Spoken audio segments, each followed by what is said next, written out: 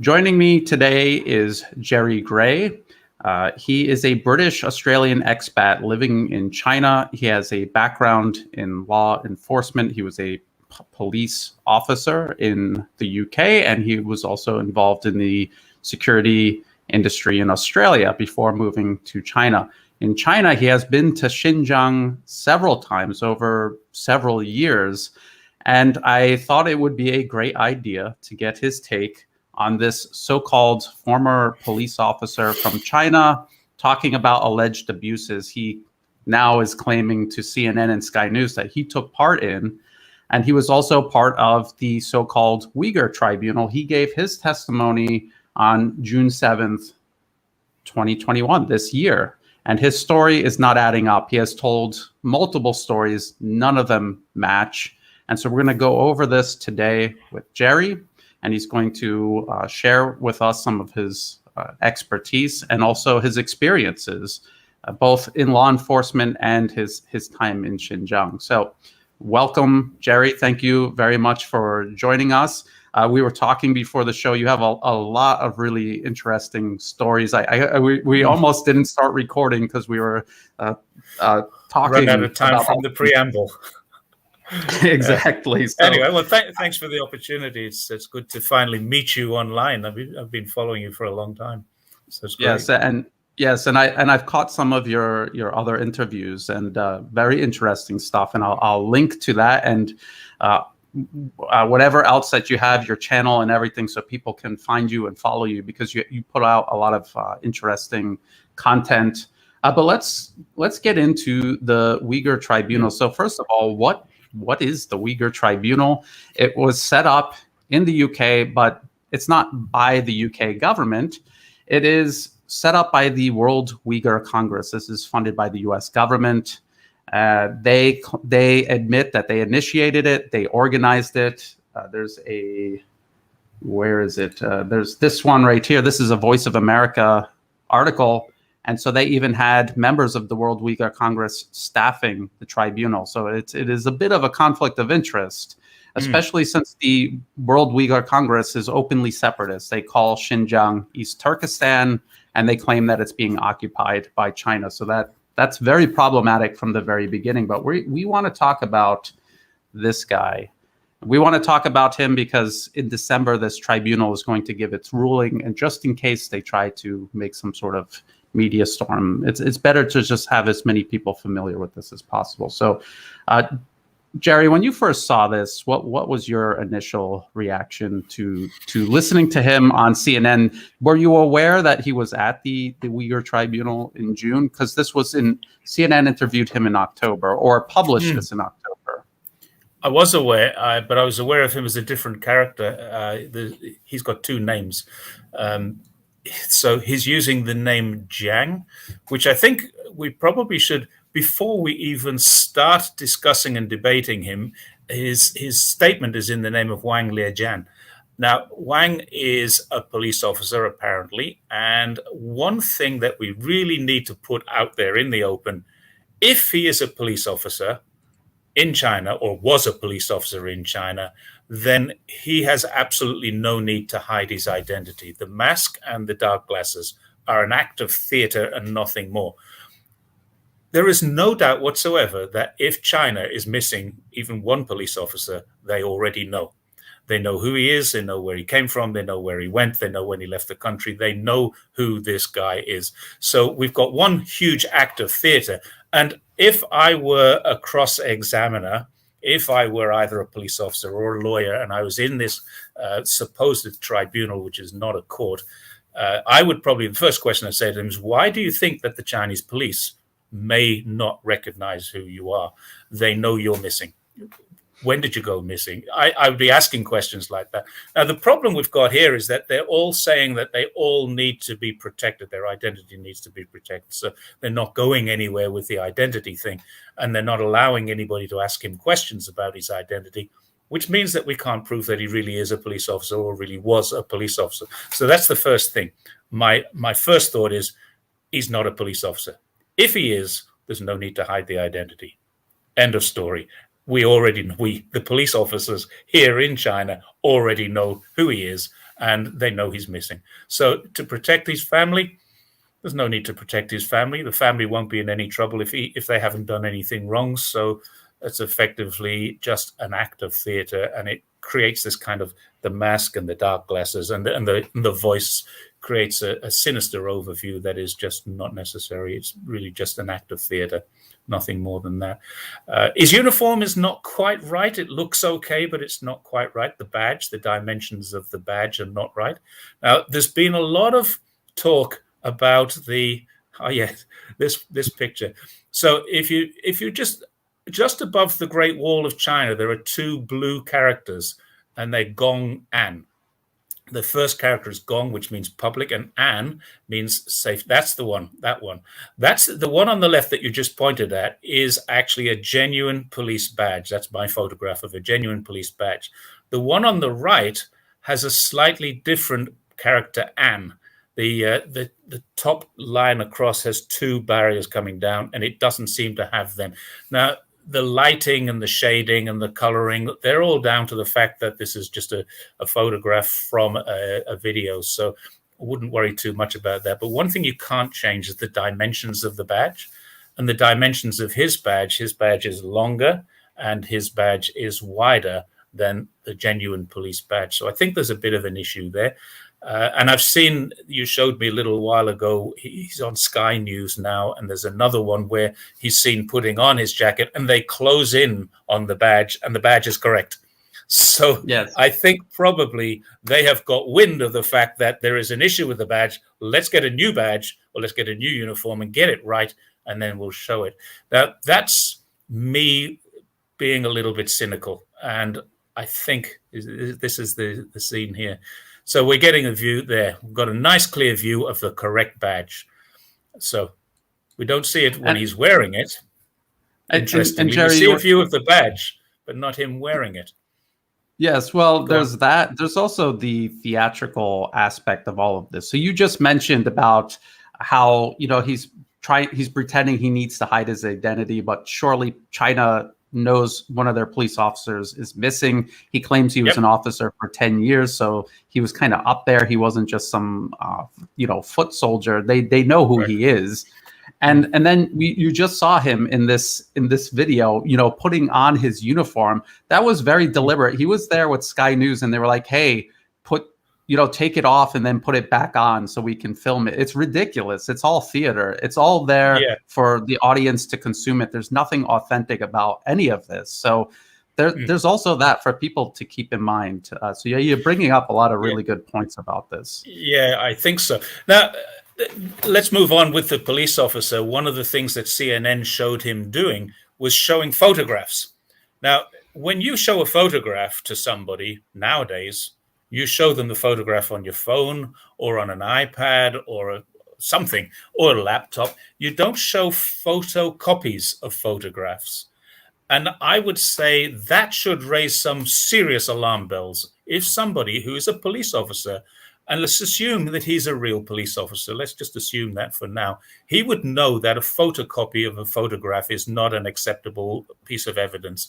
A photograph, and particularly a digital photograph, has a digital imprint on it, and we know if it's been changed. So he's showing photographs of himself to CNN, and those photographs are genuinely not real. I mean, that's an oxymoron. They are not genuine photographs. They can't be genuine photographs. Otherwise, why would he be showing photocopies of them? And why aren't they on his telephone? If you're going to show photographs of something, I've still got photographs of my police days, and I don't carry them on my phone. But if I wanted to show them to you, I would take a photograph and send you that copy. So then you've got the digital photograph and you've got it on my phone, and I could show you the genuine article if we ever get together. So I've got proof that that photograph is me. These don't seem to be proof of photograph. And so that's one of the issues. Another of these issues, he stated that he went to Xinjiang 3 times, but in his evidence, he said he went for several months. Yes. The other thing in his evidence, now, you mentioned that he gave evidence in June. He also gave evidence in October. Now, the October one was really interesting. If anybody takes the time to watch the video, all the videos of all the evidence is online, so anybody can go and watch it. he was asked the question, when did you go to Xinjiang? Now, I'm a former police officer. If someone says to me, when were you posted to such and such a police station? I will tell you the exact month that I went there, perhaps not the day. I tell you the exact time I started working at that station. I can tell you the exact time I worked at that station. I can tell you the exact number of times that I went to the miners' strike, for example. In the 1980s, in the UK, there was a miners' strike. I was working in the south of England, where there are very few coal mines, but I traveled 13 times, each time for 1 week or 7 days. Each time, it wasn't always a week; it was interspersed. But each trip was 7 days, and I went there 13 times. And I guess you, being a serviceman, ex-serviceman, you'd know the feeling. When you get posted somewhere, you know the time and date you were posted there. When he was asked the question, there was a very long pause. And then the translator had to ask him the question again, and he said, "I'm just checking on my phone." Now, when you give evidence in court, you do not refer to your phone to give evidence in court. When I was a police officer, we didn't have phones, obviously, but we would have to ask permission of the judge or the magistrate, may I refer to my notes for some detail? Now, if it wasn't detail, and if it was something that we should have known, what time of day was it? It was afternoon or morning. May I refer to my notes? Obviously, no. You know what time of day it was if you were there at the time and an incident happened. If you're a serving police officer and you get sent to the other side of your country, and there's another issue there because he said several times he was sent from the mainland in his statement. Now, that means he was sent from the mainland. There is no police officer in China, no person in China would refer to the mainland as the mainland. I've never heard that. I've never heard anyone ever say that before. Hong Kong, Macau, Taiwanese person may very well refer to it as the mainland. Yes. But no way on earth a Chinese police officer would say, I was sent from the mainland to Xinjiang. But those words are in his statement. So there's another issue. And if he had been a police officer sent from his station to Xinjiang, he would say, I was sent there from June till July 2021, or whatever the dates were. He would remember the date. And if they say, can you say specifically, then I'd say, may I refer to my notes, look at my notes and find out specifically what day it was I went, what day it was I came back. But I could tell you quite clearly how many times I went to a place, how long I served in a particular station or a particular unit. I worked on the diplomatic protection group, and I can tell you exactly from what day I was there. I can tell you exactly that one. To roughly the day I finished, I can tell you exactly the date, but I can't remember the date. It was the day that Prince Charles and Princess Diana got married, was my last day on that. So I remember stuff like that. And how would you not? If you're a military man, if you're a police serving man, you would actually know where you were and when you were there and how long. Why would you need to refer to your phone? And surely, Jerry, if someone was going to invite you to a tribunal to give a statement, you would brush up on the dates, right? Like you wouldn't just show up like, oh, I didn't expect you to ask me that question. When was I in Xinjiang? Several months. This is a statement about Xinjiang, and he didn't remember when he was there. And it was quite a long time, and you could see him on the camera referring to what he was referring to, the notes that he'd obviously been given.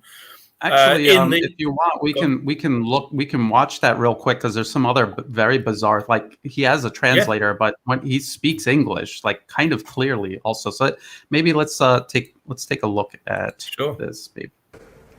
Yeah. Thank you for joining us this morning. The witness, for ease of reference, I call him Mr. Jiang, has been a policeman for over 10 years. He trained at Military Police Academy in mainland China. He was tasked with investigating political and religious suspects. He served in Xinjiang from 2018. In 2020, he left China, and he now resides in Germany, where he had been granted asylum. Mr. Jiang, you're trained as a policeman and were So you notice he's responding He to answered that question, yes. So he understands English. So that's one thing people should take Now, note for of. anybody who's never seen that before, that noise was actually his distorted voice replying the word yes. As you listen further, you get to understand that. At first, and I think that Hamid Sabi thought there was a problem with his microphone because he immediately grabbed his microphone. It was actually his distorted voice replying. So yes, he understood that. There's no question he understood that. But having said that, he may very well, as a witness in a court case, if you are not comfortable or confident with your language skills, you can apply to have a translator. The court will appoint a translator for you, and there'll be no fee associated with that. So the court would appoint a translator for you, and that translator would be an approved translator by the court. So technically, I do understand that, yes, he understands English, but he could have specifically asked for a translator because he's not so confident of his English. And that would be a fair statement. Okay, let's go through the rest of this. And were posted to Xinjiang in 2018. How long did you serve in Xinjiang? This is the base. 是在 One moment. So is there a translation? Yes. 张先生，您可以听到我吗？张先生，你可以听到我的声音吗？ How long Okay, did she's you just serve asking, can you understand me? in Xinjiang from 2018? 你到新疆以后，就是从2018年，你在那里待了多长时间？ Okay, now he said, how long did you serve? And she said, did you serve there from 2018? So she's asking him a question. She's feeding him his answer. Yeah. I think there was a lot of that going on, and not just with him, but if you watch the whole Uyghur tribunal, like not all 80 hours, but if you jump around to different You'll supposed find lots witnesses, of things like that. there's a lot Now, of that I'm no expert on Chinese, but she said Erling Banyan, Erling Yao Banyan, which is 2018. He didn't mention 2018 in his question. She said something about, did you serve there in 2018? So she's actually feeding him the information in Chinese. And everybody who's sitting in that panel there, not one of them obviously speaks Chinese to be able to say, just a moment, could you not give him the answer? How does she know as the translator what he's going to say?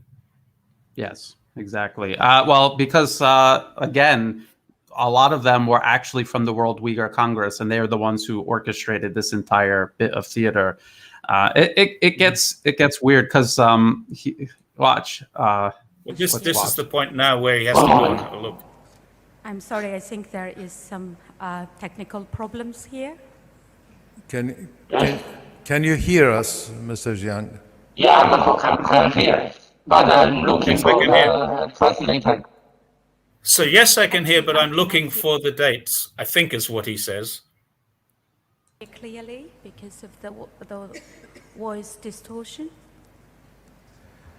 And My then question finally, is how long you were in Xinjiang as a serving policeman? 就是作为警察在新疆待了多长时间？这个几个月的时间。 Several months. so Okay.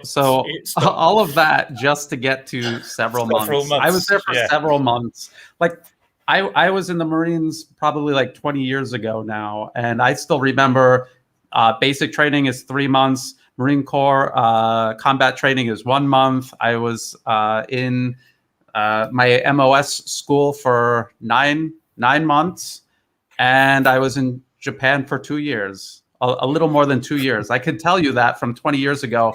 He was doing this. I've got even a couple further of years back. ago. I left the police in 1987. I can tell you I served for 10 years and 136 days. How do you forget stuff like that? How do you forget that? Exactly. You don't. And this is why I wanted to have you on, Jerry, because when you know people who are police officers or in the military, you know what someone who has done that sounds like when they talk about their service. And then you can obviously spot an imposter or someone who is making up a story, because you might have someone who is in the police. It may not be doing that he's an imposter. It may just be that he's he's basically being coached. Don't say anything that they don't ask you. Only answer these questions. That's what I would suggest this looks like. It looks like he's being coached. And he's got to remember, before he can answer, he's got to try and go back and remember. There's rumors going around Twitter that he's been paid. I don't know whether this is true or not, but the rumors are that he's been paid more than everyone else. If so, he's a very bad actor for getting paid that much. That's true. Yeah. No wonder the other witnesses are upset. Well, again, all we can do is speculate as to who he is. I would say that he was probably involved in the police, but I don't think that he was in Xinjiang, and he definitely didn't see. His story doesn't add up, so he's obviously lying about what he saw and did in Xinjiang if he was there. There's several different points where it doesn't add up. I mean, he says he was there for several months. Now, what does several months mean? During his evidence, he also says other people went for 1 year or 2 years. So I would guess that's an actual transfer rather than a secondment. So if we say several months, let's just assume several months is less than 1 year. Several months is probably more than 3 months. He then goes on to say that he was personally involved in the arrest of 300,000 suspects. Now, if you do a little bit of maths on that, the numbers add up to between 1,250 and 3,300 suspects per day that Officer Jiang was personally involved in. So something doesn't add up there. How on earth do you process that many? How many police officers are involved and how many locations, how much transportation? Look at the logistics of bringing in 1,250 as a minimum and 3,300 as an average. And it could be more if they're saying I was there for several months and personally arrested 300,000 people. We are talking about an awful lot of people there. And I don't think the logistics add up to that. So there's something wrong with that. And I think in his coaching, somebody should have explained that. This doesn't add up. It sounds crazy. So let's just go look at his statement, because it sounds crazy that he would say he was involved in arresting 300,000 Uyghurs. But it says, when I arrived and I went on my round, we arrested around 300,000 Uyghurs. That's what he says in his state. That's what he says. I didn't make that up. You didn't make that up, Jerry, because when I think had to he double did, check but I it, didn't. because I was like, did he really say that? I had to check the statement, and then of course I have to show viewers, because it is totally crazy. That's what he says, though. And so you have this. Let's say he was there for 6 months. We are talking about 2,000 to 3,000 prisoners a day on average. Now, if you bring in 2,000 today, do you go out tomorrow and bring in another 2,000? Because you're so busy processing the 2,000 you've already brought in, you don't have time for interrogation and torture. Yeah, exactly. Where are you finding the time to torture all of these people? Yeah, I mean, how many people are seconded to torture these people? It doesn't add up. It really doesn't. Yeah, I mean, we're laughing about it. We shouldn't laugh. It's too serious to laugh about, but it's a fact. Yeah, it is. Well, you could either laugh or cry. Those are your choices. Yeah, that's the next thing. Let's have a cry. So, let's see. I now have a large video segment that we're going to go through, but I want to show people a real quick cut between his Uyghur Tribunal testimony back in June and the CNN segment in October, and this will make everything abundantly clear that he's making stuff up, that it does not add up. Cannot independently confirm. Okay, so let's listen to this. CNN cannot independently confirm Jiang's allegations. Okay, so that is the most important part right there. CNN cannot confirm. Yeah. And there was another guy in that video. They cannot confirm any of his statements. And both of these guys were at the Uyghur Tribunal earlier in the year. And so if CNN cannot confirm or verify anything, how did the Uyghur Tribunal? Actually, can I just make one point about the other guy in the video? He was a kindergarten teacher. Allegedly. The other guy. Yeah. Well, he probably was a kindergarten teacher. Nothing to hide there. But it's a really interesting comment. He says, I was a kindergarten teacher at a Uyghur language kindergarten. Bling, bling, contradiction alarm here, because isn't the Uyghur language being eradicated? Why would they have kindergartens where they have Uyghur language kindergarten students? So there's straight away CNN have contradicted themselves. That's at the very beginning of that particular video, and that CNN clip that you're showing is about an 8-minute clip, and it revolves around two characters. One is the kindergarten teacher from the Uyghur language kindergarten, and the other is the police officer from a secret location. So and by the way, CNN.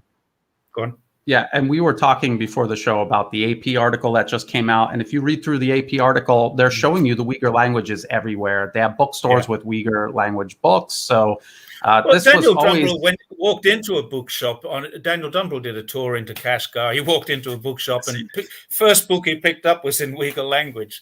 And he said, look at this. Here's a book, a children's book as well. Do you know what else you he look found? Do you know what else he found in Uyghur language in the bookstores? A book by Henry Kissinger about China. So I've got funny. that book, Kissinger on China. It's a good book. Yes, actually. And it was translated into Uyghur language, and it was in the bookstore that he went into. So again, just total lies. And when people actually go there and look, you can see that it's lies. Let's continue with this. Let's continue with this clip. For the very first time, CNN has spoken to a former Chinese police officer who claims his job was to arrest and extract confessions from ethnic Uyghurs in Xinjiang. Yes. In the prisons there, were there interrogation rooms without cameras for these political and religious prisoners? Okay. Well, I didn't participate the process of these interrogation. Zhang, the police officer who fled China, describes in graphic detail methods of sexual torture that he says police officers used. If you want people to confess, you use the electric baton. We would tie 2 electrical wires on the tips and set the wires on their genitals while the person is tied up. The result is better. He also says police sometimes ordered prisoners to sexually assault detainees. We call it an in-prison investigation. Did you witness any sexual harassment or rape against the prisoners? Well, it is a topic that I never liked to discuss. Therefore, I never made any inquiry regarding this. Okay, and if you go to the Sky News interview with him, they talk about how he saw people dying, inmates dying, and we're going to go through that in the tribunal. He also says, I never saw that. And so can both of these stories be true? Can he say he was interrogating and torturing to CNN and then to the tribunal saying he wasn't even involved in interrogations? It was at a different facility. Can he say... He was busy arresting 3,000 people a day. How could he? Yeah, exactly. And then he's saying, I can detail all of this sexual abuse, and CNN is acting as if he was somehow involved or he was witnessing it firsthand, when at the tribunal, he never even asked about it. He admits he never even asked about it. And if you look through his statement, and his statement and his testimony at the tribunal conflicts itself. There's a big contradiction. There's one other question that I would ask on this one is, do the international criminal courts really care about what's going on? And are they lining up to capture him? He's in Germany. We know where he is now. Apparently he's in Germany. There's also a rumor that he might be in Hong Kong. The guy who interviewed him is CNN's Hong Kong correspondent. So maybe he's not even in Germany. So that could also be a farce as well. In which case he's lied to the tribunal. Yeah. There's so much that doesn't add up. Then you can question everything, because where does it stop? If he's telling two different stories, it means at least one of them is a lie. And if he's telling lies, then where do the lies end? And so I think it's really important. There was another thing, and we'll get into this, where he says in his written statement, there's these orphanages. And then when they ask him directly about the orphanages, he's like, "There's no. What are you talking about? There's no orphanages. They're boarding schools." Yeah, so, I saw that one. Yeah. So he's like tearing down his own story. It's very odd. I suspect, maybe wild speculation, maybe he's a plant by the Chinese government to just implode the Uyghur tribunal from the inside. It's possible. It is possible. Yeah, possible. I mean, we have to start looking at the double-sided coin here, as the Chinese like to say. So Jerry, this next segment is kind of long. We're are you okay going through this? Sure. All of the points that you were making when I asked you about this, you pointed out a bunch of points. So let's add. Well, we're going to add this to the stream. Okay, so actually, I started on this, but this was towards the end of his testimony. But this is really important to frame the situation in Xinjiang. This is not one of the points, but I wanted to throw this in and get your reaction to it. So let's watch this first part. In paragraph 7 of your report, you refer to a national Chinese policy to arrest Uyghurs because they are automatically considered enemies or terrorists. What is this national Chinese policy? It is to protect and maintain the power of the Chinese Communist Party in Xinjiang. So all different level of the management, they have policies that serve this policy.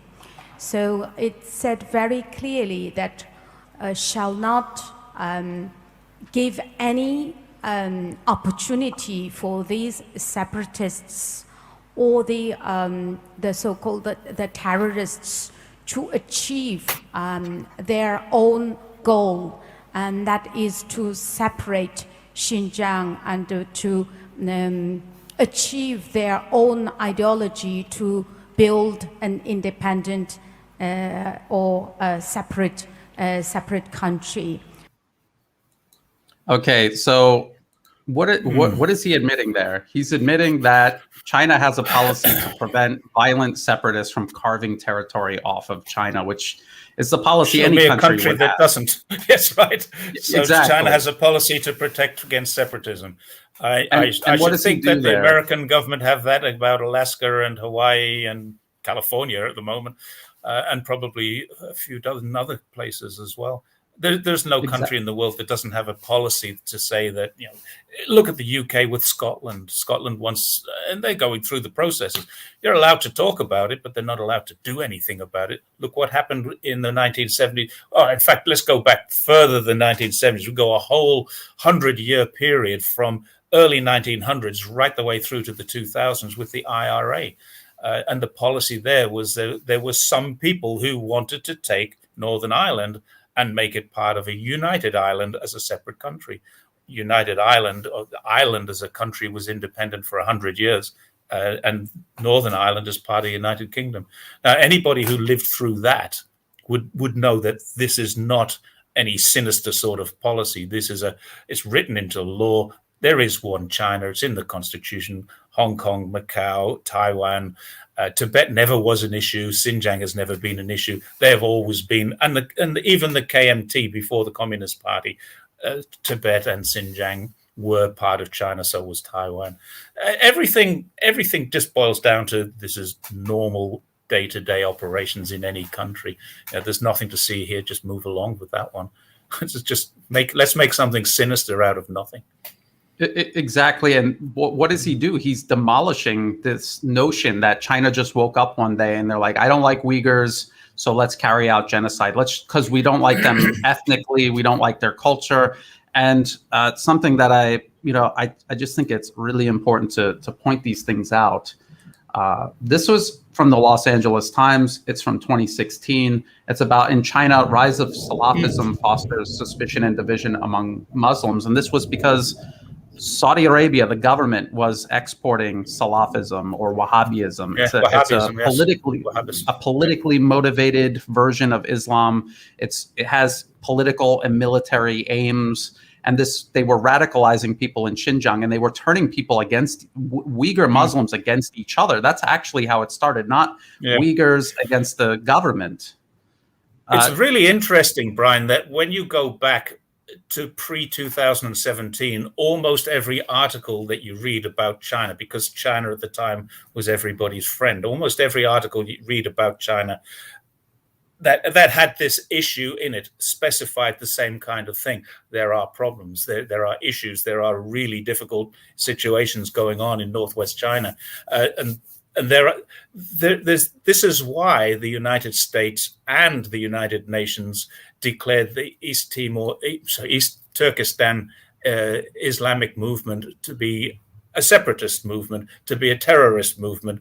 And it's only because on the final days of the Trump administration, Pompeo undeclared them. The United Nations still have them declared as a terrorist organization. But the fact now that America has undeclared them as a terrorist organization means that they can fund them and they can support them.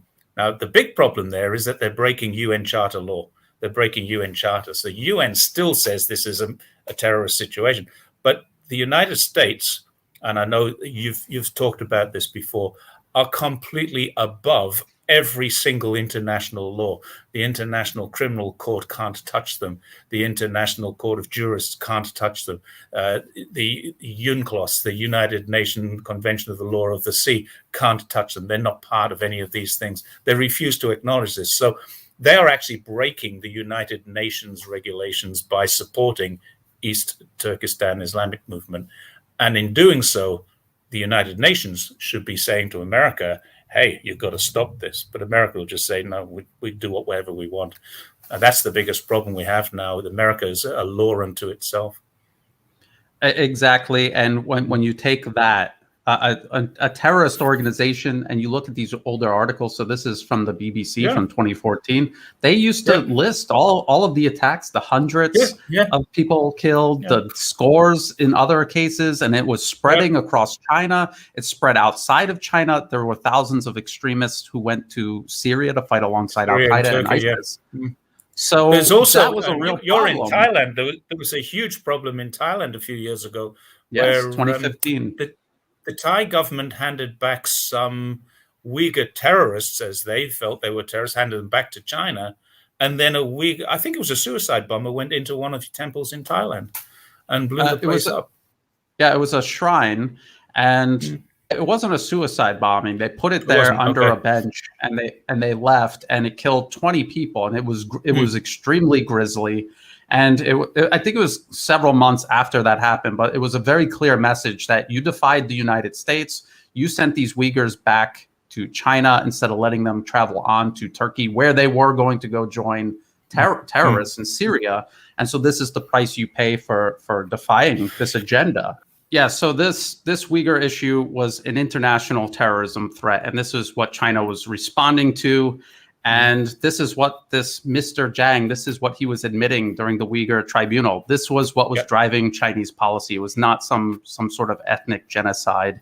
It was in response to terrorism. Pre-2017, there was issues in Thailand. There was issues in Afghanistan with Uyghurs working there. There was issues in Syria and Turkey. I think they were going to Turkey and then enlisting or being enlisted into a Syrian renegade band, an anti-Syrian renegade band in Turkey. So there was all kinds of things going on. And the United States and the United Nations both declared that the Xinjiang separatist movements, which have TIM and ETIM, these movements are terrorists. And it was only Pompeo in the last days of the Trump era who decided that he would unlist them so he can then start to support them, or America could now support them. And he may have done that just to cause difficulty for the Biden administration, or he may have done it to cause difficulty for Xi Jinping and China. I'm not sure of his motivation or his reasoning behind that, but it certainly did cause problems for everybody who came afterwards. We now have an unlisted terrorist group, which the United Nations still say are a terrorist group. So the United Nations haven't changed their listing. They've kept this group as a terrorist group. The Americans say they aren't around, but now they're bombing things in Pakistan. They're bombing things around the world again. So there's no question they do exist and they are still around. Exactly. The TIP and the ETIM. Yes, TIP. And The thing is, the U.S. has been funding and backing separatism in Xinjiang for years and years. The World Uyghur Congress, again, it's openly separatist, and it's funded by the U.S. government, and so are all of these other Uyghur rights groups. Back in December, the NED tweeted that they were doing this. They're Yes. proudly doing this. So it's not a question of we make this up as a conspiracy. The NED quite clearly are doing this and quite openly are telling the world that they're doing this. It's all over the news. You can see it.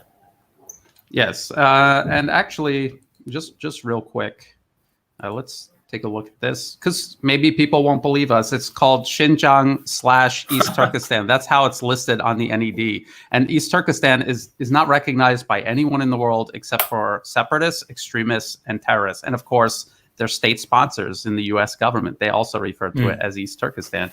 And all of these groups that you see here, Uyghur Human Rights Project, they were at the Uyghur Tribunal. World Uyghur Congress organized it, funded it, and staffed it. And then down here, Campaign for Uyghurs Incorporated, they were also supplying witnesses and testimony to the Uyghur Tribunal. Let's yes. go the full circle on this. You say that the World Uyghur Congress funded this, which we know because it's in their documentation. The World Uyghur Congress funded the Uyghur Tribunal. Who funds the World Uyghur Congress? NED funds the world. So therefore, the State Department of the United States is funding a tribunal. And in this tribunal, I've never seen a single person give evidence on oath. I've never seen a single person be cross-examined. And I've never seen a single person be challenged on anything that they say. And the one time I did see someone get challenged, they nervously gritted their teeth. And we don't have an answer for that. I'm sorry. And that was from Anu, who came with that beautiful meme, I think you called it, or a GIF, where nervously grits teeth to answer the question. I don't know the answer to that. That's the only time I've seen someone challenged. Yeah, actually, it happened a few times, and it wasn't because they were challenging them to really scrutinize it. It was because they were really fishing for specific answers to make it look like genocide. Let's continue. I mean, there's one thing to fish for answers, and that's okay. And every lawyer will try and do that. Will try and lead their witness to tell the story that the court needs to hear. But the important thing is that you get an opportunity afterwards to cross-examine that information. And I've never seen that. Now, I would love, I've got hundreds of questions to ask the policeman or the kindergarten teacher or any of them. I would just love to. How do you get out of China? How did you leave China? It's as simple as that. Simple question. How did you leave China? Now, we know that some of them got passports and traveled out quite legitimately. How do you do that? That was another question with the kindergarten teacher in the CNN program, where he said, after I confessed, they released me. Now, have you ever heard of that happening? A prisoner confessing and then being released? That doesn't make any sense whatsoever. So I confessed, then they released me, then I left China. I'm sorry, that doesn't add up at all. That doesn't add up. So let's continue with this video segment. Let's see here. So this is about the secret committees, where Mr. Zhang never said they were secret, and his answer says it's not secret, but the panel is suggesting somehow that it's secret. Also refer to a secret committee deciding on the warrants of arrest. Can you explain more about this committee or anything you know about it? The committee consisted of the local government officials. Most of them are some from the Department of Work, and there's none officials from the judicial system.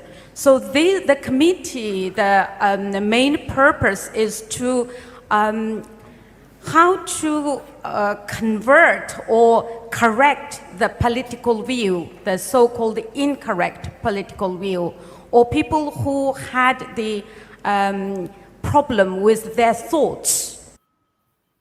Okay, so now we know who the secret committee are.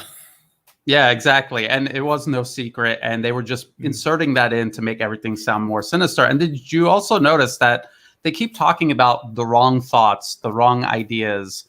And what are they talking about? They're talking about Salafism, Wahhabism, extremism. Yes, exactly. This is what they are talking about. This is what he talks about his entire testimony. So it was never about, oh, you're a Uyghur, we're going to put you in a concentration camp. It is, you are an extremist, and we're going to try to reform you. This is, if you really openly, open your mind and listen to this. This is what he's saying. So now, next it's also worth pointing out that not everyone is a Uyghur. Uyghurs make up a large percentage, I think 47% of the population. Han make up about 40-something%, but there's a very large Tajik, Kazakh, Mongolian, Tibetan, and I believe there are 14 ethnic minorities registered as living in Xinjiang. It's a huge, vastly huge area. We were in an area at one stage where the entire area was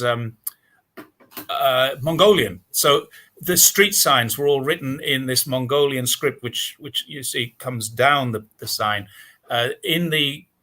In the other side of Kazakh of Xinjiang, you see the Cyrillic, not Cyrillic, the Arabic style writing. Cyrillic. Yeah. Oh. No. So there is Cyrillic. There is quite a lot of Cyrillic there, but it's basically on businesses. There used to be a lot more Russian businesses in the area, particularly as you get out towards Kashgar.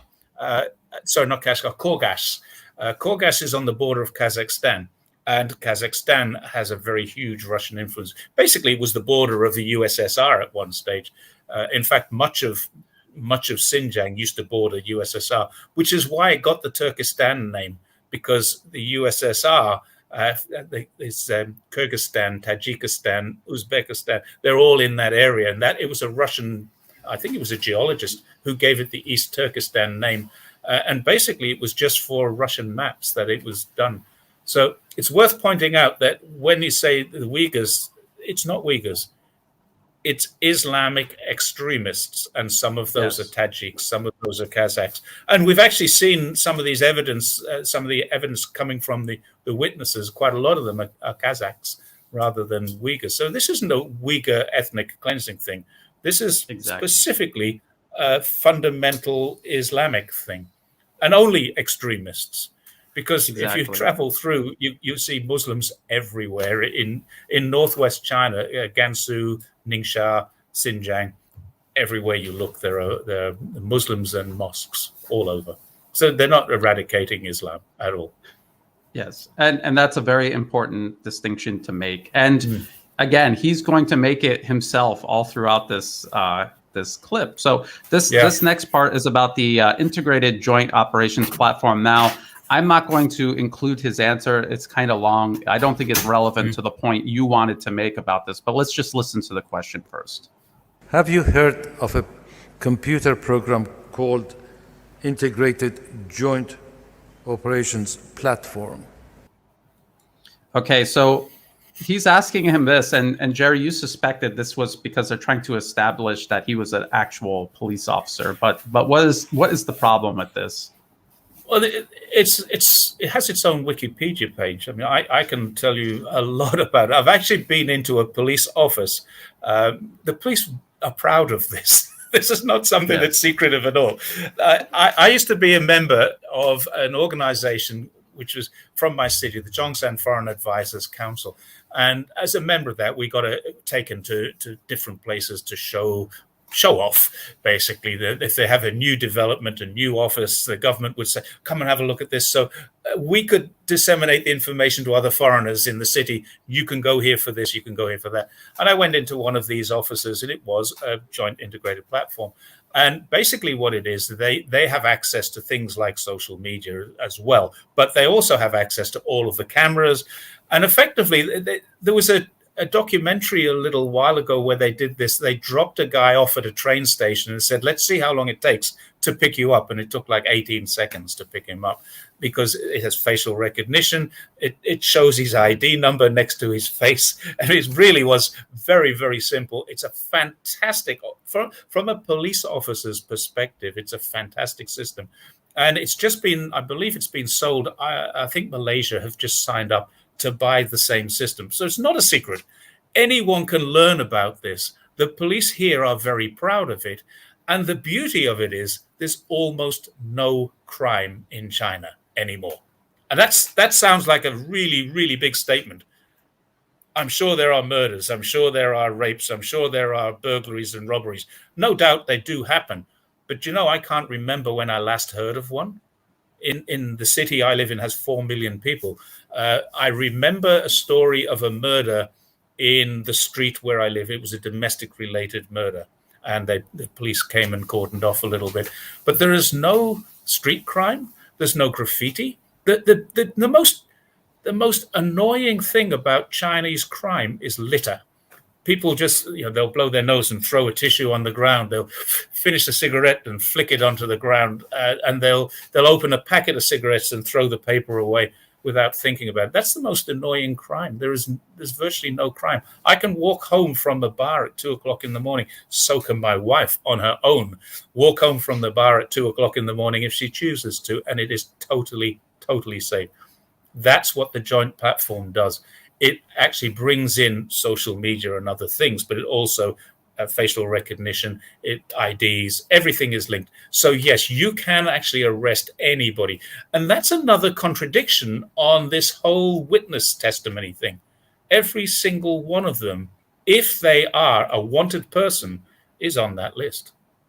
You're not on a list unless you're wanted. And if you're on a list, it's because you're wanted. So these people have got passports. They travel. You can't travel on a train if you don't have your ID. You can't catch a bus into city if you don't have your ID. You can catch a bus inside the city. You cannot go into a hotel. Yesterday, I'm in a tourist area. I'm in a hotel room, which is why I got the curtain closed behind me. Not a nice view. I'm in this hotel room, and just up the road is the birthplace of Chinese Taoism. It costs 80 RMB to go in there. But to go in, you need to show your ID. You need to show your ID, or I show my passport, and they just record it and they give you the ticket. There's no problem. It's easy to do. There's no issues with it. But if I'm a wanted person, bang, they've got me. As soon as you do something officially, you need to show your ID. You can pay bills and things like that on your telephone. Your phone is linked to your passport or your ID card. The Joint Integrated Platform is a fantastic system that absolutely keeps crime at a total minimum, and it helps the police in order to manage crime, manage people. If I'm involved in a court case and I'm on bail, for example, I can't go anywhere. You don't need to put an anklet around me because I literally cannot leave my hometown. If I do, I'll have to show my ID somewhere and I will get caught.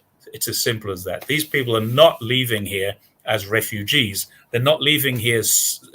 I've actually been to the border of Kazakhstan a few times, and I've been to Hong Kong and Macau many, many times. I've left China several times across land borders, and you can't get near the border without your ID, without your passport, without a huge police presence, not a heavy presence, but a police presence.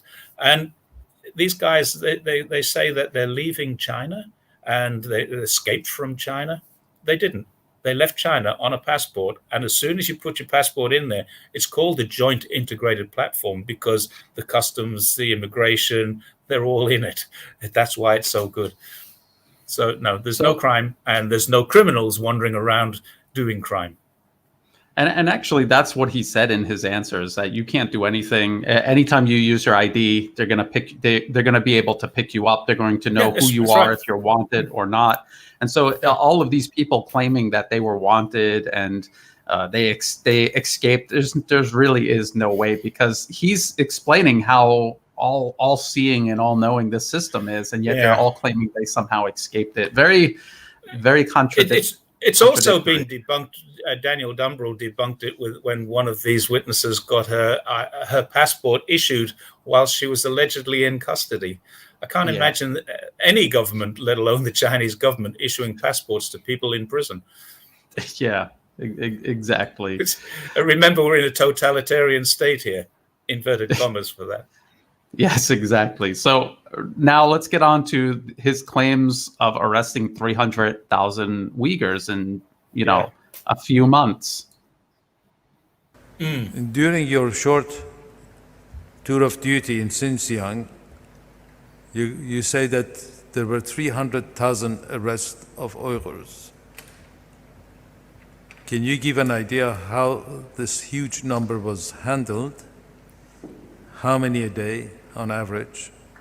All the neighborhood committee, including schools, all the departments, they must provide the names of the suspects or the people who considered to have problems in their thoughts. And all the activities, including using their telephone and using the internet, every movement is all completely under surveillance control. And the police in all the different neighborhood or county level or city level, and then they go to those houses and arrest them. So they to target the names and that was provided, and they would be arrested and detained.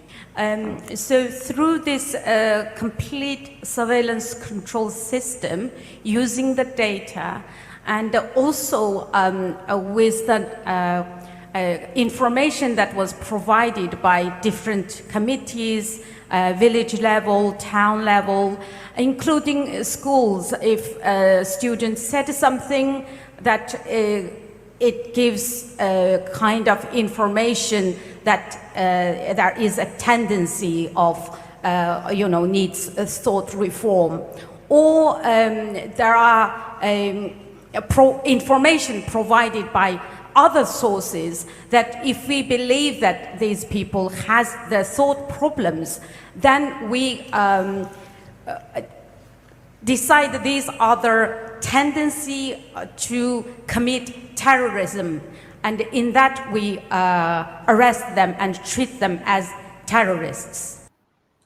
Okay, so two problems there, and then I want your reaction. One, they're admitting that they're looking for people with terrorist tendencies, and number two, he never answers the question: how did you arrest 300,000 people? He never answers because the other thing was, I didn't ask my wife to listen to his answer. She tried, and his answer was so unclear.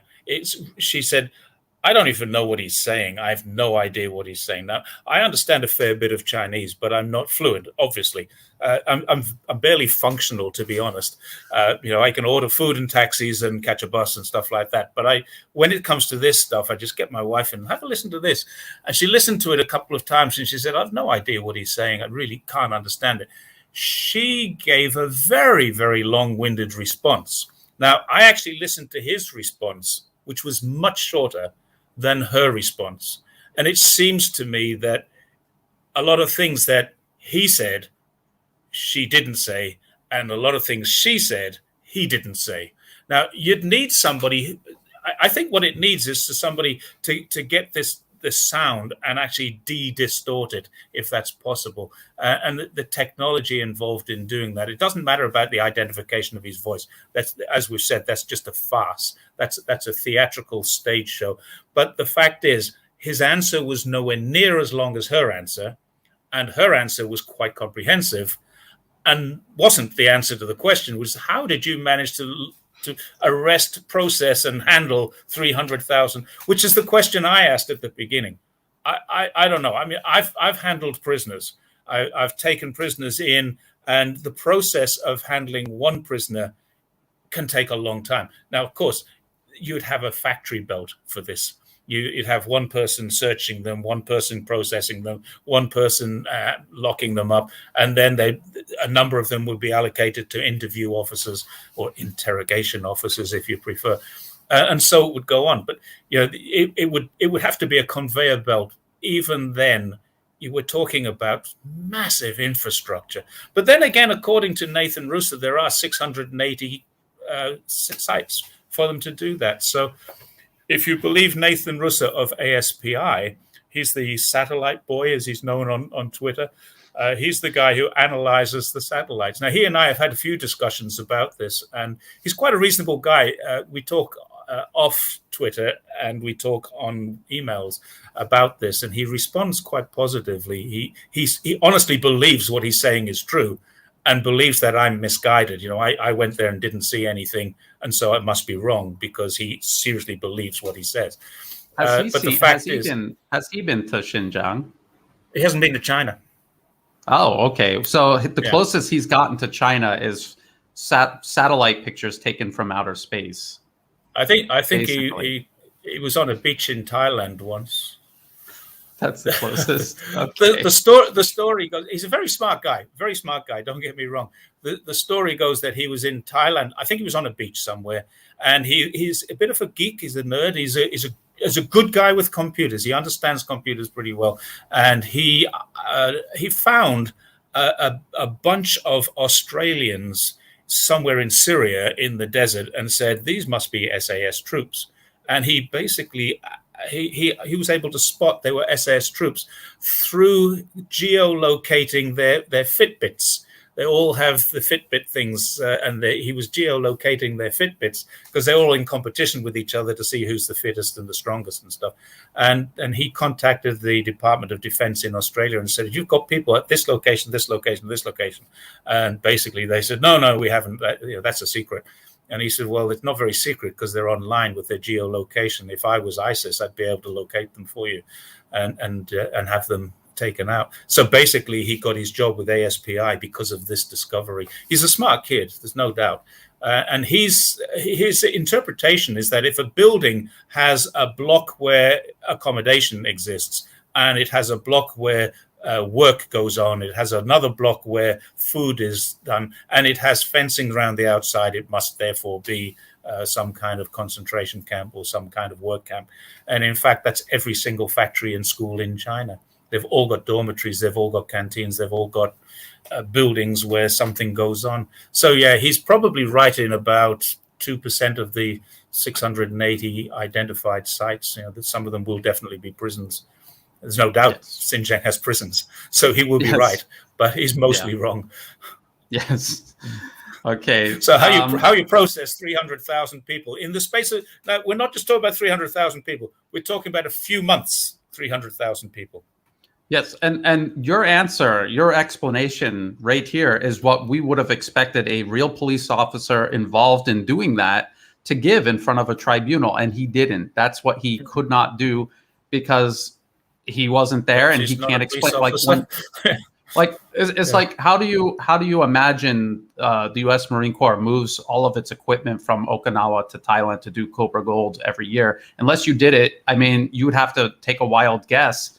And there's so much you could get wrong. So your answer would have to be as ambiguous as possible if you were lying about having been involved in doing it. If you were involved in doing it, you could just answer the question in detail. His answer wasn't even ambiguous. It was the wrong question. He was answering the wrong question. Yes. Yeah. Exactly. How do you find the people that you want to arrest? That's the answer we give now. How do you process the people that you have arrested is an entirely different question. And he didn't answer that. And of course, he's given evidence twice now, and on neither occasion he's ever explained how 300,000 people got processed in his few months. Now, we're talking about a process that's been going on since 2010, I think. 2009 there was some serious incidents. 2013 was a very serious incident in a place called Shanshan. I was there in 2014, and the place was virtually locked down. There was a policeman on every door. It was only 9 months after 30 people had been killed. And so, yeah, very, very heavy security, but we were still allowed to stay there. And the following night, we were still allowed to camp in the desert. So there's something not quite right about that level of security. If two foreigners, at that time, there's two foreigners riding a bike through, were allowed to just ride through the town, stay the night in a hotel, go and have a barbecue in the street, then leave the next morning and camp overnight in the desert, which is what we did do in 2014. So since that time, if he's talking about his few months, 300,000 people, now extrapolate that. Let's do an Adrian Zenz and extrapolate that over a period of 5 years. Then we're probably talking about 600,000 a year or more, who knows, but let's say a minimum of 600,000 a year over 5 years. You've got 3 million people. Now we have the number. That's where 3 million Yeah. people come from. Yeah, and too bad he can't actually give a detailed explanation on how that even would have been possible to do. Why didn't the questioner come back to that and say, that's not the question I asked? Because Why they're not didn't they're not really Because interested. the answer that they got was what they wanted, but it wasn't the question that they asked. They got the information now to say that there is a process of selecting who gets arrested. We know that now, and so let's move on from that. There is now no evidence to suggest there's a process for handling the processing of those people. The logistics of that would be enormous. Like your Okinawa to Thailand thing would be incredibly difficult. Yes. Okay. So, because we still got we got a lot to go through here. Sorry. Regarding, no, that's fine. This is why I wanted you on. Regarding torture by Chinese police. So let's see what's next. Can you let the tribunal know what is in your training the guideline for torturing witnesses or criminals? In the past, especially 20 years ago, it was quite common to. Can we stop for a second? Yes. In the past, especially 20 years ago, if I was in court, the first thing I would say was, stop, objection. Now, you don't do it like that in British courts, but 20 years ago, he wasn't a police officer. So Exactly. How could he know this? So in the past, 20 years ago, it was common. He can't possibly know this. All he can know is hearsay about this, and hearsay is not admissible evidence. It would be stopped in a court of law. And this is where Mr. Nice QC, and that's, it's the most incredible name of a guy doing such an evil thing, in my opinion. But Mr. Nice is a Queen's Counsel, which means he's a barrister, which means he really does understand the law. He has been through all kinds of training and examination and qualifications to sit the bar. And he really understands what he's talking about here. He doesn't stop them and say, hang on a second, we don't want to know what happened 20 years ago. The question's about now. This is what's missing at this so-called tribunal. The process, due process of legally gathering evidence is being totally disregarded. And the due process of assessing and validating that evidence is totally disregarded. And that's what's missing. That's really what's missing here. There's no oath, so he's not under perjury. He can say anything he wants, and there is no comeback, none whatsoever. No comeback to him. He's not going to prison for perjury. He's not going to be held in contempt of court because there is no court to hold him in contempt of. So there is nothing that he can do or say that can get him into trouble later. Legal trouble, that is. I mean, he might be disgraced by CNN and called out as being a liar later, but that hardly affects it. It might affect his refugee status, though. That would be interesting if they say, well, he's not a genuine refugee. We're sending you back to China. Wow. Yeah. Now he's in trouble. Reaping what you sow. And so you're pointing out, and this isn't just this guy. All of this testimony was run. The whole thing. So even though they set it up and they admit that it's not grounded in any national or international legal system, they could have still conducted it in such a way to give it legitimacy, and they failed to do that. If they had have done so, I would have had a little more respect for the process. If they had them swearing on oath, if they had them cross-examined, even the cross-examination could be gentle.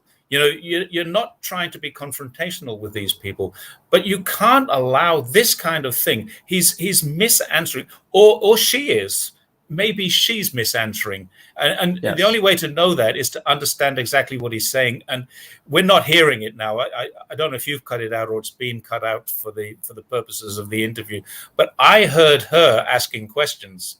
And some of the questions she asked were not the questions that were asked by the lawyer. So she's basically directing the response completely. Yes. And that's not right. She's not a translator. She's a coach or some sort of evidence supplier. Anyway, continue. And again, talking about the legitimacy, the people organizing this were really interested in exposing some sort of genocide, they would have taken the steps to ensure the legitimacy of the proceedings, no matter what sort of legal backing it had. And it seems like they deliberately avoided it in many cases because they knew what it would have revealed. So if they were genuinely interested in exposing genocide, at least one of them would have come to Xinjiang for a look. Yes, that too. So we're gonna continue with this about the torture, and what you're going to see throughout this is the panel members asking about what training he received in regards to torture, and again, he never answers the question. He asks. The question was asked three times. This is going to be a little tedious, but let's try to get through it. Detainees, regardless criminals or any kind of prisoners. But later they have regularized, and there is a department, inspection department, that after the interrogation, they must have the video of the interrogation, video records submitted to this department, and then they will check. But for the Uyghurs, and because they are considered to be the political, and they are considered to be the ones that try to overthrow the party, and therefore there is no such procedure. So the police doesn't have to do any recording of their behavior and the interrogation process. Therefore, the police has the complete power to interrogate, to torture, and also force them to confess. My question is, when you were trained some 10 years ago, did they mention that you can or cannot torture the criminals for obtaining their evidence? Well, it completely depends. In general, they say that we are not supposed to torture prisoners, detainees. But if the prisoners are considered to be political, then we have different methods. For example, depriving them from food, from water, from sleeping, and in some cases use various methods for them to confess the accused crimes. Madam Translator, please do not debate with the witness. Just translate whatever he says, even if it's not really clear, just whatever you understand, and then we will ask the question again. And he has to do this because, just like you were saying, Jerry, she's like having a conversation with the witness, instead of just translating. I've heard this with the Chinese included as well, so it's been cut, and that's probably a disadvantage to the viewers who are looking at this now. So let me just explain what happened there. He's asked the same question twice, and when she debated with him, he was answering the question, and she asked him a question to clarify. She said, did you say this? And he said, yes, I did. And that's all that happened. So he was actually correct to tell her not to do that. But the issue was not part of the problem here. She does debate with him in other places, but not at that time. Now, the most important thing was 3 times he is asked, when you became a police officer, and he said it in the first 10 years ago, when you became a police officer. Now, what's missing here is really, really important, because in the Chinese translation, she says, in 2018, when you went to Xinjiang, did you receive training to be to do torture? And his reply to that was, no, we just observed and we saw and we learned from what other people were doing. Now, he replied that, and she gave that reply to him. But the question he's asked 3 times is, when you joined the police, was torture acceptable then? The answer to that kind of says, no, it wasn't, because we had cameras. And I mean, he's indicated that police in China don't torture. That's the indication that he's given. But he's trying to clarify, did you learn anything about this? and she's asked him an entirely different question. Now, unfortunately, you don't have the Chinese there, because that really is vitally important to prove that she is not a translator. She is feeding him lines so that the answer that the panel gets are what the Uyghur Congress want. That's the important point. Yes. So her question, when you went to Xinjiang in 2018, were you instructed on how to torture? His answer was, we were able to watch other people do it, and we learned from what other people were doing. Something like that. I'm paraphrasing there. But that's probably, in terms of this guy's evidence, the most important point that we have to offer as condemnation of the World Uyghur Congress's tribunal, because she has fed a non-English speaking witness a line that he has answered. And I'm going to put the link with the timestamp in it, so people can watch this whole testimony. Anybody can verify the that. Mandarin. Yeah. Yes, and idea. Just look in the bottom right corner. You will see the time also. 10:18. So you can so it's a little before 10:18. So you can match it up and check it wherever you feel like it. So let's continue listening to this. The question is, what type of tortures are you allowed to inflict to obtain the confession? So basically, there is no written order how to torture these prisoners.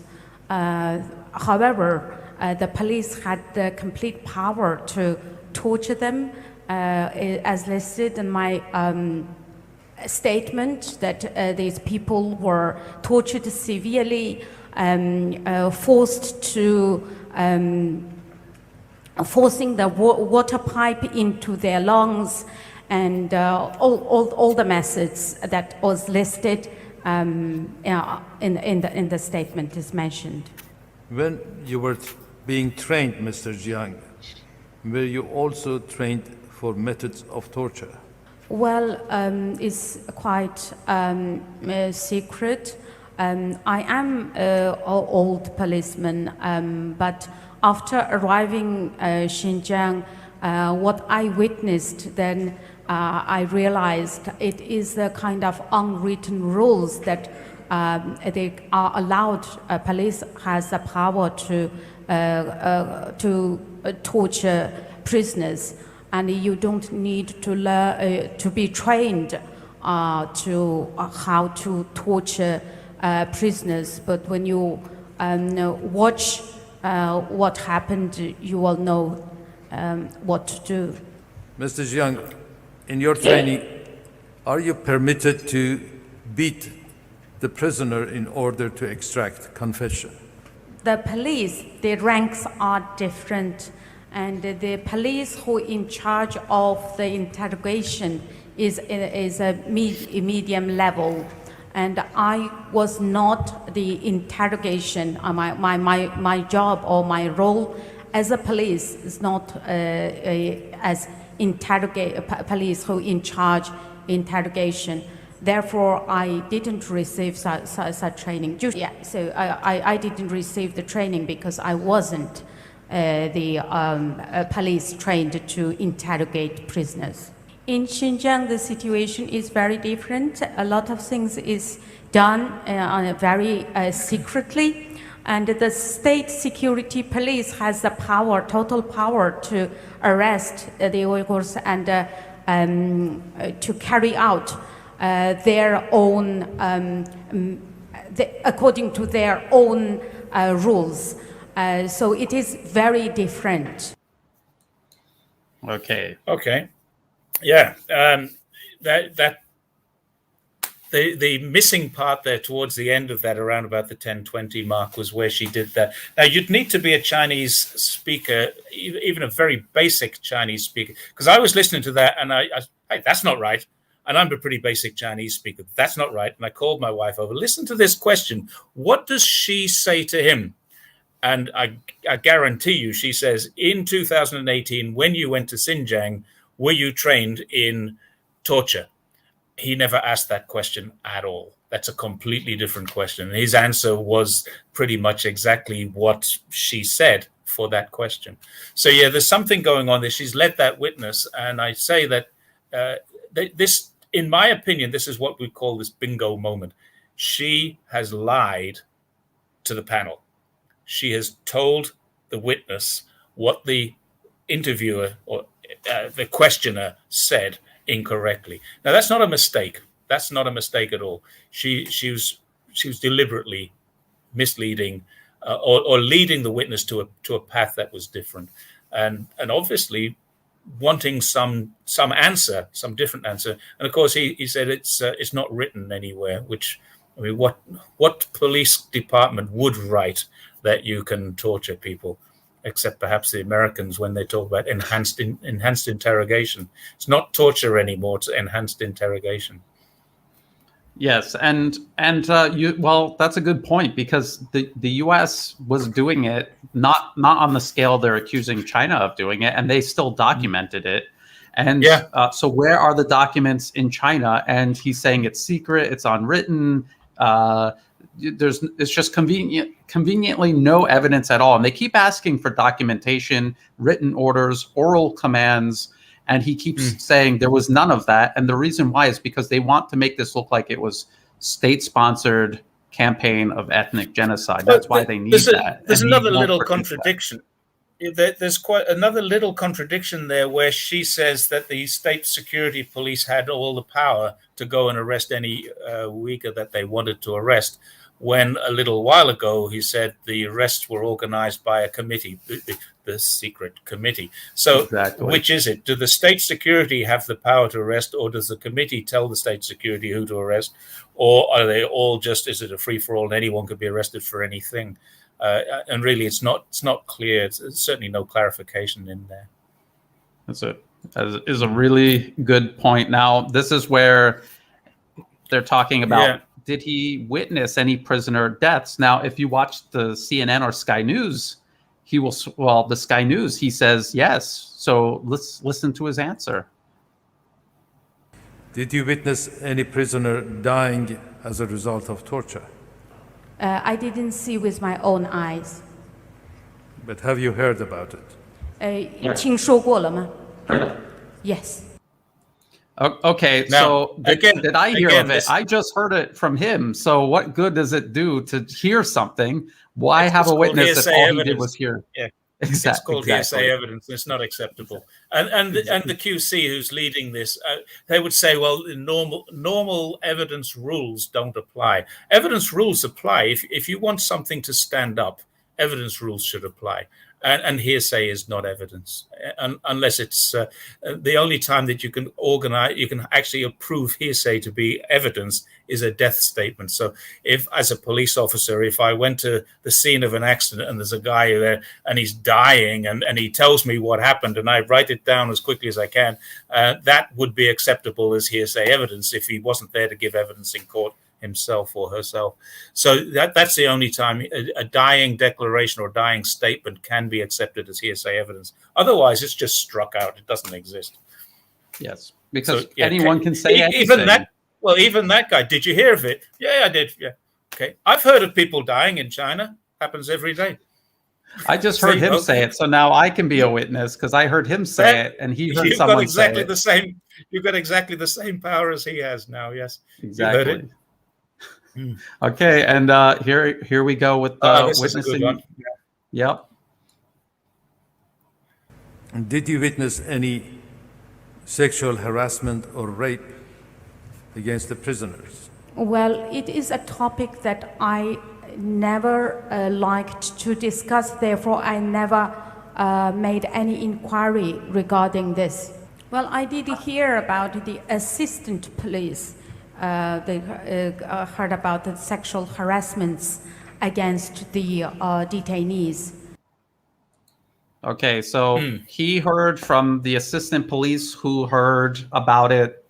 So which number? Maybe the assistant police do it. Yeah, but in his CNN thing, he made it quite clear that he showed us how he did that, and the sex. If that's not sexual harassment, electrifying someone's testicles is pretty sexual harassment in my book. And he explained how it was done. He didn't say I did it, but he did say we did it, I think. And Yes. so therefore he knew it existed. Now, I'm not sure if the timeline of this, I mean, the CNN thing could have been done months ago and held until this to make it, to sensationalize it, or the CNN thing could have been done the same day shortly afterwards. It looks like CNN invited him to a hotel and did because it looks like a hotel room that he's in. But I don't know where that is. And there's no evidence to suggest it's Germany. It could just as easily be in Hong Kong. It's all very odd, but the point is, when CNN and also Sky News, they introduced him as one of the torturers, and he has not said that during the tribunal in his written statement or his spoken statement. He never said he participated in any of it, and the sexual abuse, he admits it was hearsay. He heard from someone else. In the CNN one, he does admit to being a torturer. He does admit to using the electric baton with the wire across the top. He was asked, "What would you say if you saw the people that you tortured?" And he replied, "I would run away. I don't want to face those people because I'm ashamed of what I did." Now, there's an admission of guilt that could end up in the International Criminal Court, or should end up in the International Criminal Court, if he really did do that. My view is that he probably didn't do. Now, if the International Criminal Court issued a warrant, I don't know if they can do this. I don't know how that court works. But if they issued a warrant for his arrest, he would then come out and say, "Actually, I just got paid to say this. This isn't true." Or and that would he could be just his say, defense. Look at my testimony in June. It obviously it contradicts. So just please throw the whole case out and let me go. You can let ask me the go. court, but if you've gone on CNN, now if I go on CNN and admit to torturing someone, I would expect some sort of repercussion from that. Yes, Now, should be. if I've written a statement saying I never tortured anyone, and I gave that statement in court, now what are the repercussions? The repercussions are very minor. I could just say, "Oh no, I was paid to say that," and I'm now a disgraced former police officer and a disgraced former witness. But effectively, Yes. it's not the same thing. But he is admitting on television that he did torture, so that presumably the International Criminal Court can look at that. Yes, and again, that's one point, and the other point is it completely contradicts what he said at the tribunal. So, do you know what would be interesting? If the Chinese government issue a warrant for his arrest now because of the torture that he said he did, because that would be legal in China. Yes, and then get Interpol to send him back. Okay, so this is a huge contradiction, because in his written statement he calls them orphanages. Yes, and then listen to what he says. I think he forgot. Finally, Mr. Jiang, you referred to state orphanage where the children of the prisoners were taken. Have you seen or witnessed any of those, and have you been inside any of these orphanages? Well, it wasn't, it's not orphanage.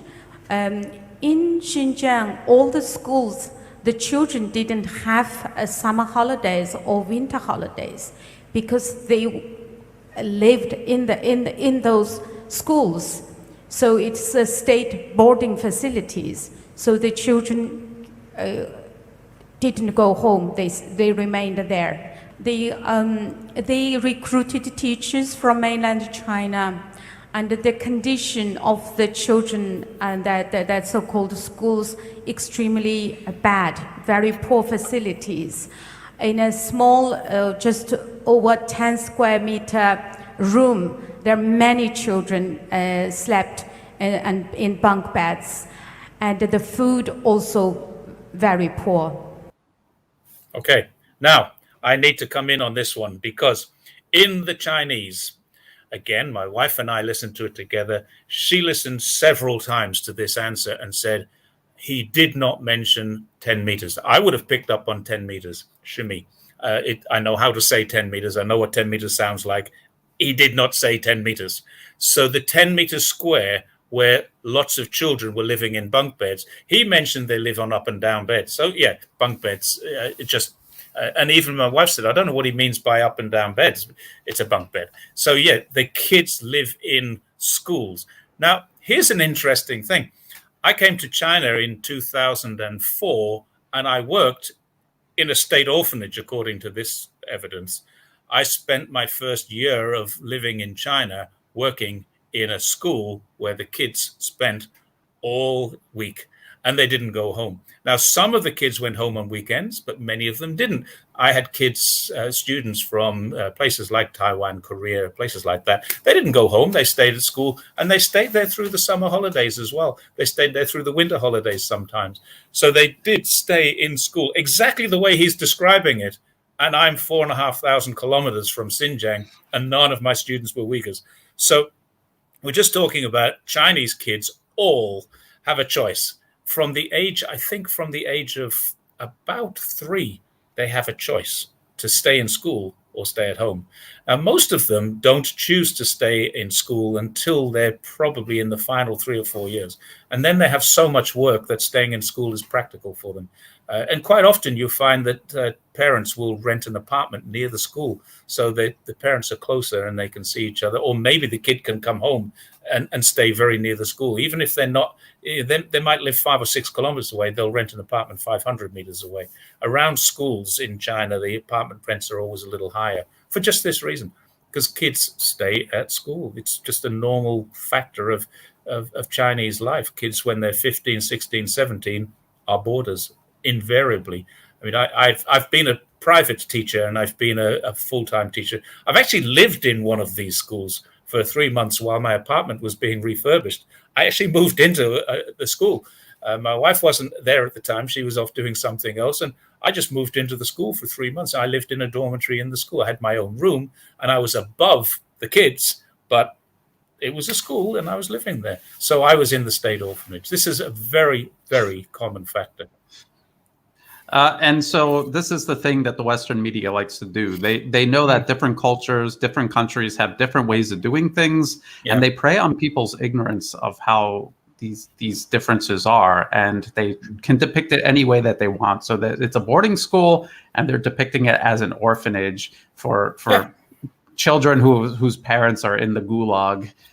So this is exactly why I wanted to have you on, Jerry, because you can give us this background information that the Western media refuses to give their audiences. So it's an interesting thing. Western media not only could and should, but there are people in China who work in Western media, and they work for the BBC or the ABC or CNN. They work for those organizations and they live in China, but they live in what I call the bubble. They live in the expat bubble, and they don't live in China.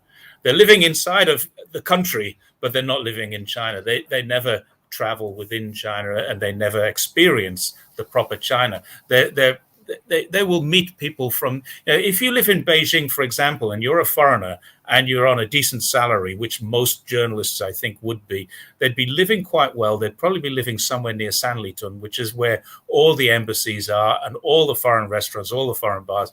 And that's where they hang around. I remember, I hate the place, but I've been there a few times because I had to work in Beijing a few times. And when I was there, I always get taken to Sanlitun. Look, the foreign bars, let's go. Okay. And I invariably end up having a game of pool or sitting at the bar, drinking with either a journalist, and I've probably met all these guys before I knew who they were, or a diplomat. And these are the people you meet when you go to those bars. You don't get to experience China from that bubble. And that's the problem. And I've lived within China, I've cycled across China. I've done a lot of walking in China. My wife actually walked from Guangdong to Beijing, and that took 4.5 months. So we've got this experience of living in China and being amongst the Chinese, much more so than you get in Shanghai, Shenzhen, or Beijing, even Guangzhou to a lesser extent. But any of these big cities, you live in an expat bubble. You don't experience the real China. Yeah, and the same thing happens. So you'll hear former military say, "Oh yeah, I was on Okinawa for 2 years." But where were you? Were you just outside the gate or of the base, or were you actually among the Japanese people learning about the culture? There's a huge difference, and the same thing with the expat community in Bangkok. It's the exact same thing that you just described. So this is a real huge problem and a gulf of misunderstanding. Here, I don't think that this was on the list, but I think I added this in. Let's see. Yep. What events or factors usually led to you detaining political or religious? Yeah, for example, Falun Gong people, and also the religious people who practice underground, is not mainstream. All were targeted and also surveilled. So were these multiple ethnic groups? Well, they didn't care whether you belong to different ethnic groups, as long as you participated those banned religion, you are target. So what are they saying? They're saying, we don't care if you're a Uyghur or what you are. If you're engaged in foreign-sponsored Salafism extremism, we have to pick you up, because if not, you're a danger to yourself and others. That sounds It pretty also fair mentions to me. Falun Gong, and people around the world don't quite understand what kind of a cult Falun Gong is. That's a big problem inside of China. Now, go back a couple of hundred years, less than a couple of hundred years, just over 100 years ago, we had things like the Boxer Rebellion. We had the what they called the Mohammedan uprising at the time. And I've read a few books about this. The Taiping Rebellion, the Mohammedan Rebellion, and the Boxer Rebellion, these things are all linked to extremist religion.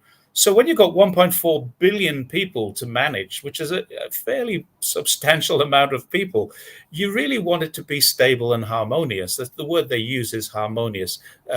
In the West, you can talk about freedom. In China, you talk about harmony. And can everybody live together? And as long as you live together and you're not doing something illegal or irrational, even irrational can be considered illegal. And that's the problem. When you get a cult like Falun Gong, it becomes an irrational behavior where they won't go to a doctor. The leader of this is immortal. Things like this. This is what started the rebellions 100 years ago and 120 years ago. And this is the biggest problem that China has. It needs to stamp them out. So when he talked about the underground religion, there are Catholics or Christians who practice in private houses. They do stop that. If they want to practice, they can go to church. There are plenty of churches. It's written into the Constitution that you're completely entitled to the freedom of religion.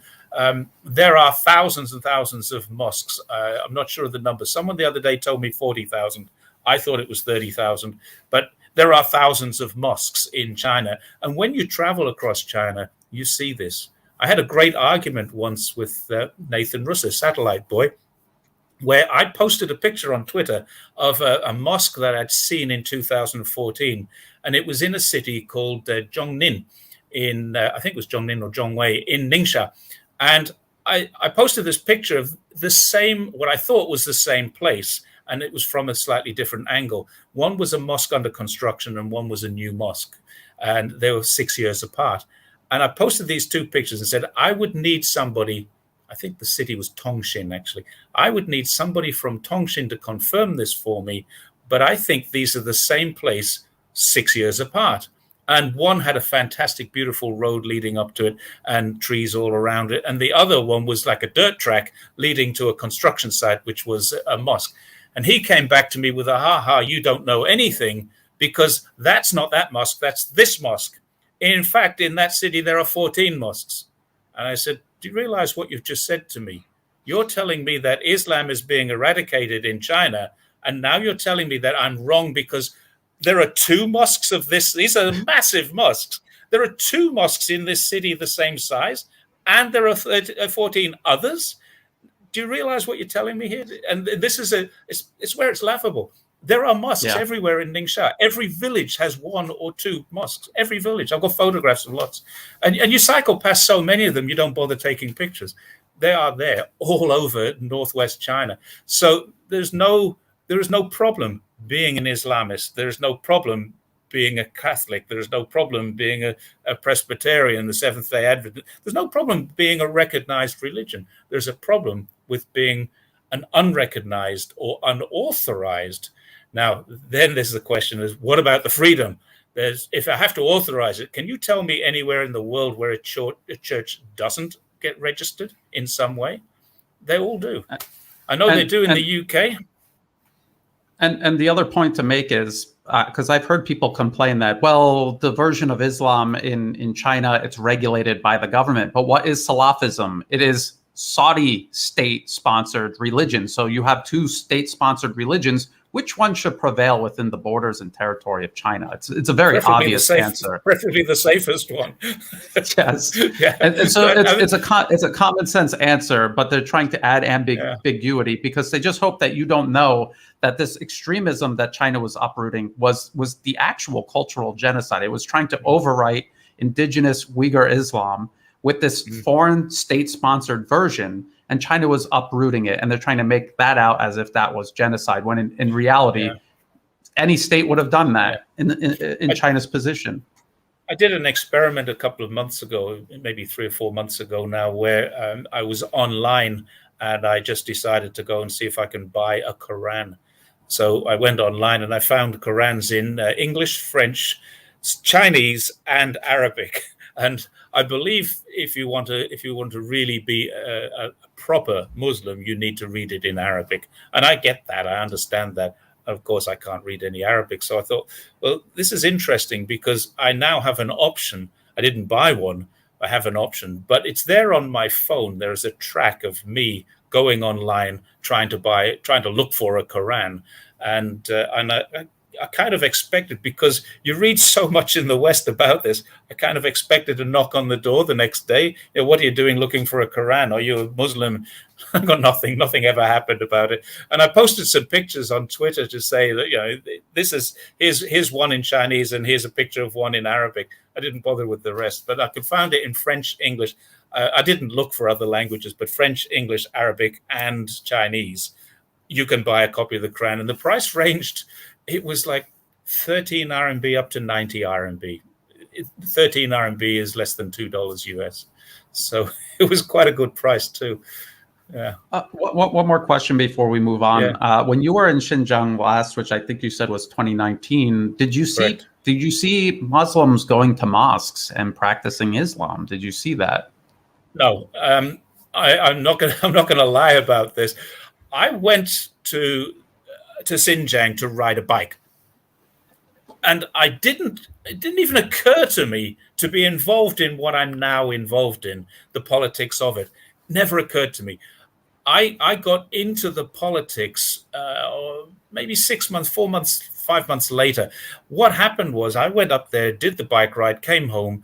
And then when we got locked down back in February of last year, so it's coming up towards 2 years now, I started on my Twitter. Now, if anybody wants to research this, they can find I had a Twitter account in 2015, but scroll all the way back to my very first one, and then there's a gap of 5 years or so, 2015 to 2020, where I didn't use Twitter at all, not one twit. I just left it alone completely. But then I was locked down and a little bored, and I thought, I know what I'll do. I'll post some pictures and see if I can get a few people following me about my bike ride. And I posted some pictures, first of all, about a different bike ride. I rode from Harbin to Zhongshan, and I was posting these pictures. And then I finished that, and I was building up. One day I had 20 followers, the next day I had 30 followers. It was really building up quite fast. I was aiming to get more followers than my brother, who had 800. And I now have nearly 30,000 followers. But I started posting the Xinjiang ones because it was the most recent ride. I posted a few Xinjiang pictures, and then I got some tweets back, some replies back saying, well, you can't go to Xinjiang. Yeah, you can. But you can't. It's a locked area. Well, no, it's not. Here's some pictures to prove it. Yeah, but it's a police state. Well, not really. It's high security. And that's how it all started. And I started to post things and not argue, but just discuss with people who were telling me that I was a liar. Then I got some Uyghurs contacting me saying, next time you're there, can you look up my family? And I said, well, hang on a second. You're now asking me, a foreigner in China, to go and look up your family. If you have something really to hide, wouldn't a foreigner going to look up your family cause them even more problems? And do you really want me to do that? A, I'm not going back in any planned way. I don't know when I'll be back. But B, if I go back and there is an issue there, surely a foreigner knocking on their door saying your daughter or your son wants to know if you're all right would cause them even more problems if such a situation existed. And I would just say to these people, look, I'm sorry, I'm not in a position to help you at all. I understand your plight. And then I got asked several times, how many Uyghurs in prison is acceptable to you? I saw that. That's the most ridiculous, childish question I think I've ever heard anyone ever ask. Yeah, and what? How many? None. No, if they haven't committed a crime, they shouldn't be in a prison. I have no qualms. I'm not a genocide denier. I'm a truth advocate. That's all I am. And there is no evidence whatsoever, in my opinion, based on. I mean, I've studied psychology. I have a master's degree in cross-cultural management, and in doing so, I had to study Chinese workplace psychology, which opens up a whole area of expertise that is an entirely different thing. So I've studied psychology there, and I've studied psychology as a police officer. I've been a police officer, so you understand when people are feeling oppressed, you'd know if they were feeling oppressed. And I see no evidence whatsoever, none whatsoever, of any oppression in Xinjiang. None. Certainly not in the language, certainly not in the food, not in the culture. And the people are very happy, very friendly. We've got dozens of photographs, and I've posted them on Twitter, of myself, my wife, and with Uyghurs. And there doesn't seem to be a problem. The foreigners, if they're foreigners there, let's stay away from them because there might be trouble. No, they're quite open-minded. They'll chat with you. There is no evidence of oppression. I wasn't looking for evidence of oppression, but I never saw any. And that was the issue. When you ask that question, it's like, if I go again, it will be with an entirely different mindset, and I'll be taking different photographs, and I'd be talking to different people in a different way. And I really would have it very, very differently. I know that Fernando and Noel Lee and Daniel Dunbar have all been there, and they've gone there with that in mind and come back with no evidence. Yes. And these people are smart people. They're all smart people. And that's what really concerns me. If smart people that I know personally and respect are going there and finding the same as I'm finding, then something is very wrong. Maybe because we've got white faces, we're getting some kind of privilege. But Daniel actually could pass for a Uyghur. Yes. Daniel is, he's a mix. He's very dark skinned. He's got the little beard. He could easily pass for a Uyghur. If he said he was a Uyghur, people would believe him. Up there. My riding partner was Irish. He's very, very black hair, and he had what he called a Taliban-style beard when we got to Xinjiang, because he didn't shave for the 2 months we were riding. And when we got to Urumqi, he decided to what he calls de-Taliban himself, and he shaved it all off except a little bit here. And of course, dark skin, Irish, black hair, a little bit of this, could easily have passed for a Uyghur, but nobody bothered to stop us or ask us. It was a Uyghur appearance with a foreigner walking through Urumqi, walking through Badakhshan, walking through Hami, Turpan, the cities and towns that we walked through. No one bothered to stop us.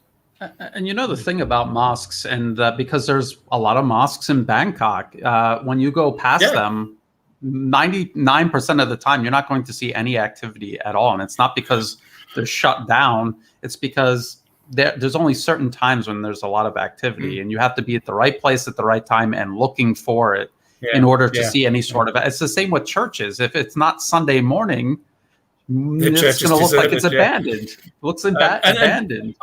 I've seen these comments that people say, I went to the mosque and all I saw were the elderly people. Yeah, go to a church and see what you see. Elderly people. Now, the other thing is that's on Sunday morning in the UK. My dad's 90 and he doesn't go out much anymore, but he was going to church until he was about 85 every Sunday. He's Catholic, go to church. And everyone amongst them, they're all old people. There's very few young people go to church now, unless they're dragged there by their parents or their grandparents. That's how I went to church, dragged there by my parents. And then we all drifted away. I've got 4 brothers. We all drifted away from the church at different times. And so that's normal. The other thing is, in Islam, if you go there on a Friday, you might find there's more younger people. But if you go there Monday to Thursday, Saturday, Sunday, it's not that important for them. They're not going to church all the time. If they want to pray, they pray where they are. That's why they have prayer mats. so they pray at Yes. work. And this is, I've actually seen this. This is an interesting one. We were in a car going west of Urumqi towards the border, and I saw a group of people in a cotton field. This is before the machines were imported up there, and they were praying. They were on their knees on the mats in the fields and praying. So they're starting work or finishing work or in between work for a prayer break. And this was something that I hadn't seen before. And that was in 2014. At the end of our journey, we rode to Urumqi, and then our wives joined us. And then we had cars. With the cars, we drove and rode a little bit. So from Urumqi to the border of Kazakhstan, we probably rode about 200 to 300 kilometers. But it's about an 800 or 900 kilometer distance. But in that time, I actually remember seeing them on their knees doing their prayers. So you did see them practicing their religion, just Yes, not at a mosque. but that was not at a mosque, and I'd forgotten about that until we just talked about it.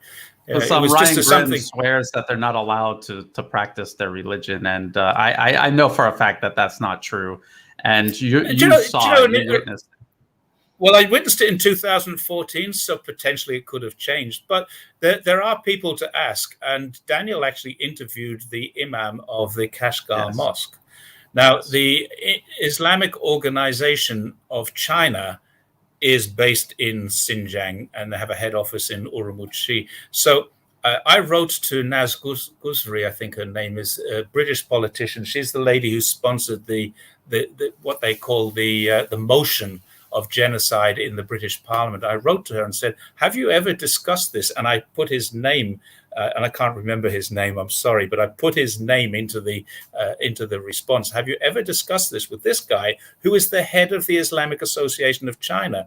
When you're thinking about denigrating China or accusing China of something, you are a Muslim. In fact, she's a Muslim whose parents escaped oppression. So you'd think she'd be more sensitive to this kind of thing. Why not talk to the Muslims who are, according to you, being oppressed in the way that your parents were? And her parents, I think they escaped from either Pakistan, East Pakistan or Bangladesh or Kashmir. I'm not entirely certain. I think it might be Kashmir. But her parents escaped from one of the Indian subcontinental countries to the UK, and she's now a member of parliament, which is great. I think that's fantastic that, her family have assimilated so well that she can become a leader of the community. That's fantastic. But if you're really going to accuse someone, make a phone call first. Talk to the people in that area. That wouldn't be that hard to do. And I'm sure through the Islamic Association, she could talk to anybody in Xinjiang who is a leader of the Islamic community and ask whatever questions she wanted. It wouldn't be a problem. Yes, because accusing a country of genocide is very serious, and to do it Indeed. so flippantly and to not try to go there or to be invited there, but say, oh, the conditions aren't to my liking, so I'm not going to go there. It demonstrates a lack of sincerity.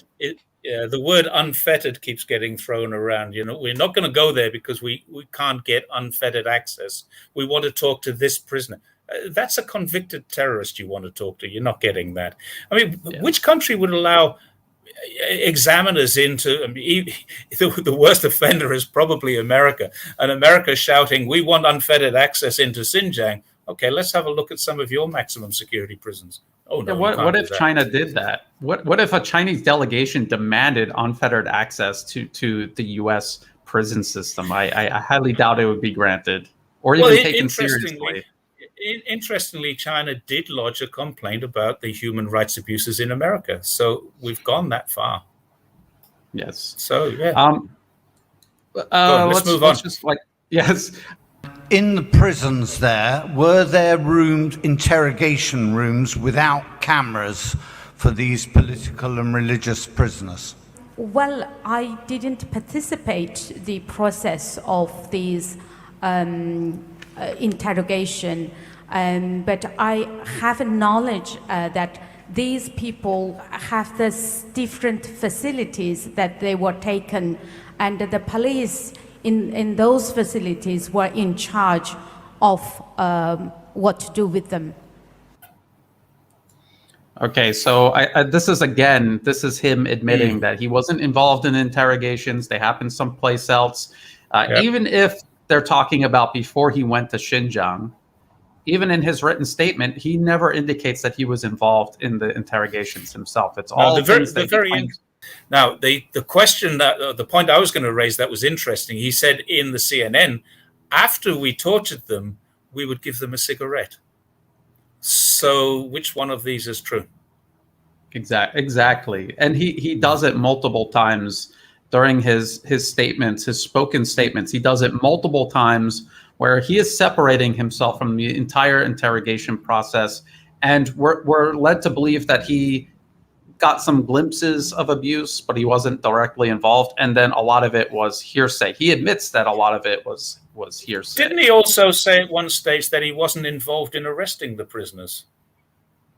I'm not really sure, but he in his written statement he says he arrested 300,000. 300,000, yeah. That's a lot. That's a lot. It's a lot to go from 300,000 to not arresting anyone at all. You refer to prison rules preventing guards from providing Uyghur prisoners with food and drink. Were these written rules? Well, it is the rule very clear. It made very clear that no guards or assistant police or police show any mercy towards the prisoners or detainees. And is this a written rule? Every level there is rules that not necessarily can be seen by others. I believe there is written rules in all different levels towards the different level of management. In paragraph 10, you state that you believe there was encouragement of torture by the Chinese government because of using the label of terrorists.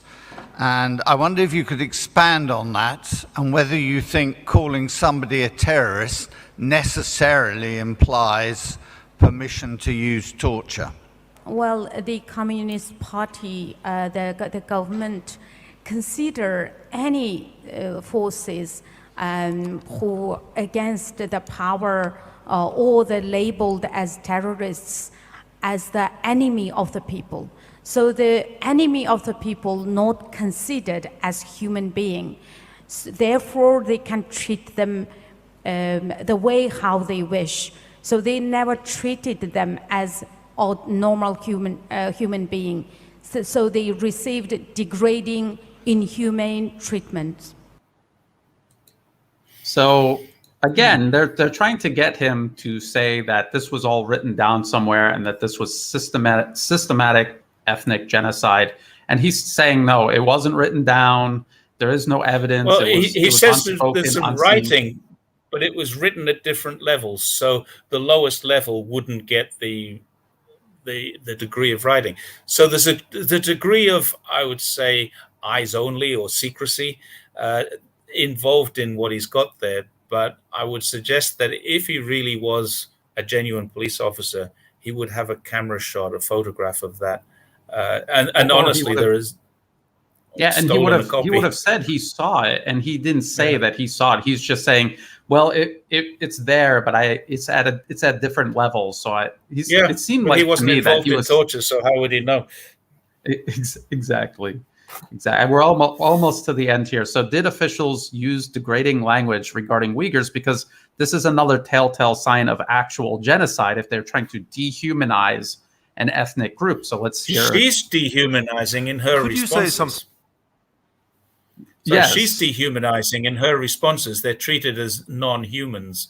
If they are terrorists or separatists, extremists, they're non-humans.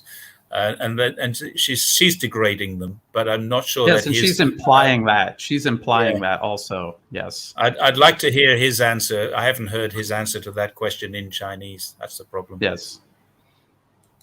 About the language which was used either by the police or government officials or others. How did they refer to Uyghurs?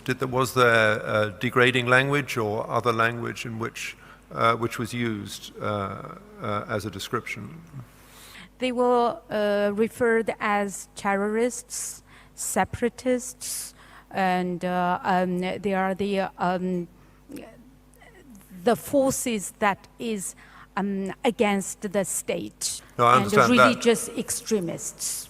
I understand that, but was there any slang or informal language which was used as descriptive of Uyghurs? 除了这些 well, all the way how they were called was they are the terrorists or separatists, and enemy of the state.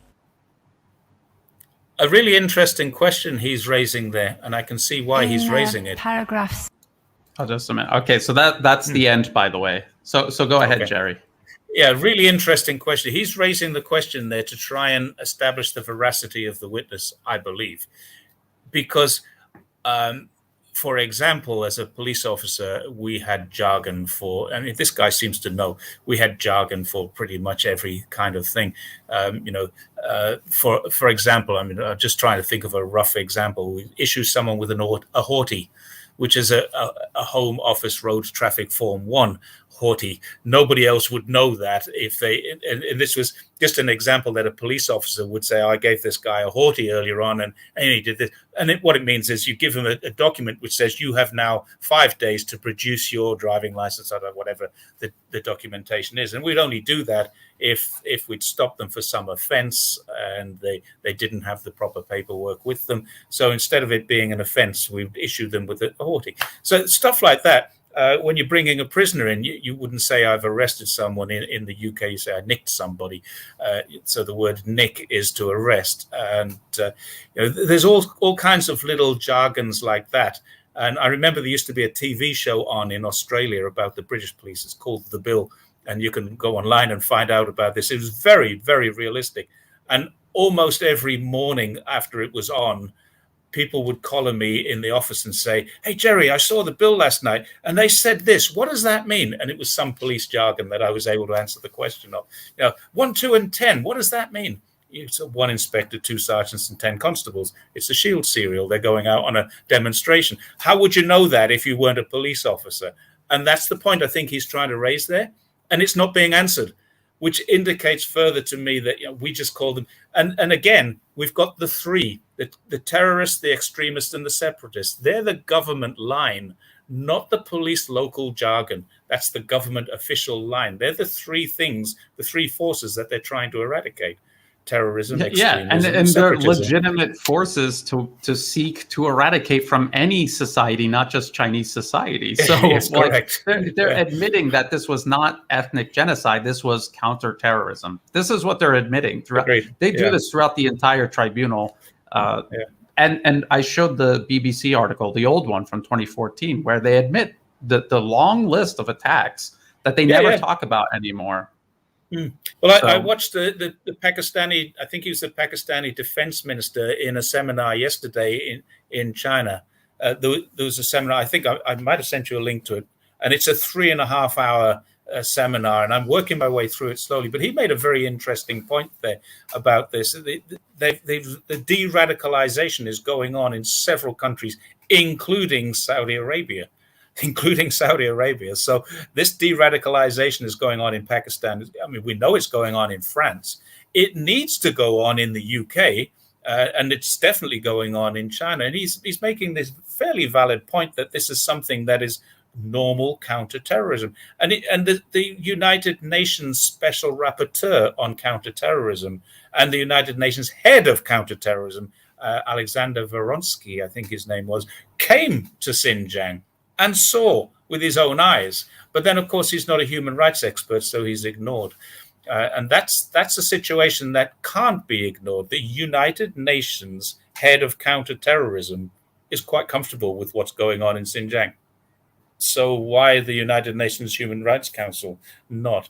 They have been invited, and they are welcome to come into China, COVID notwithstanding. But the World Health Organization came to China, and they did 2 weeks quarantine, and they did their investigation. Why can't the United Nations Human Rights Commission come over here and do it? And the fact is they just don't want to. They don't want to prove or disprove this narrative that they have. It would be a very inconvenient truth when it comes out. Yeah, I think you hit the nail on the head there. They don't want to disprove this narrative of genocide taking place in Xinjiang because it's politically expedient for the United States and its allies. This is what they have done in lead up to every war of aggression, every campaign of economic and political sabotage that they've ever targeted any country with. And now they're doing the exact same thing with China. This is why I wanted to have you on, Jerry, because it's important to stand up against these narratives, expose them. I actually have one more question I wanted to ask you, because you've been to Xinjiang several times.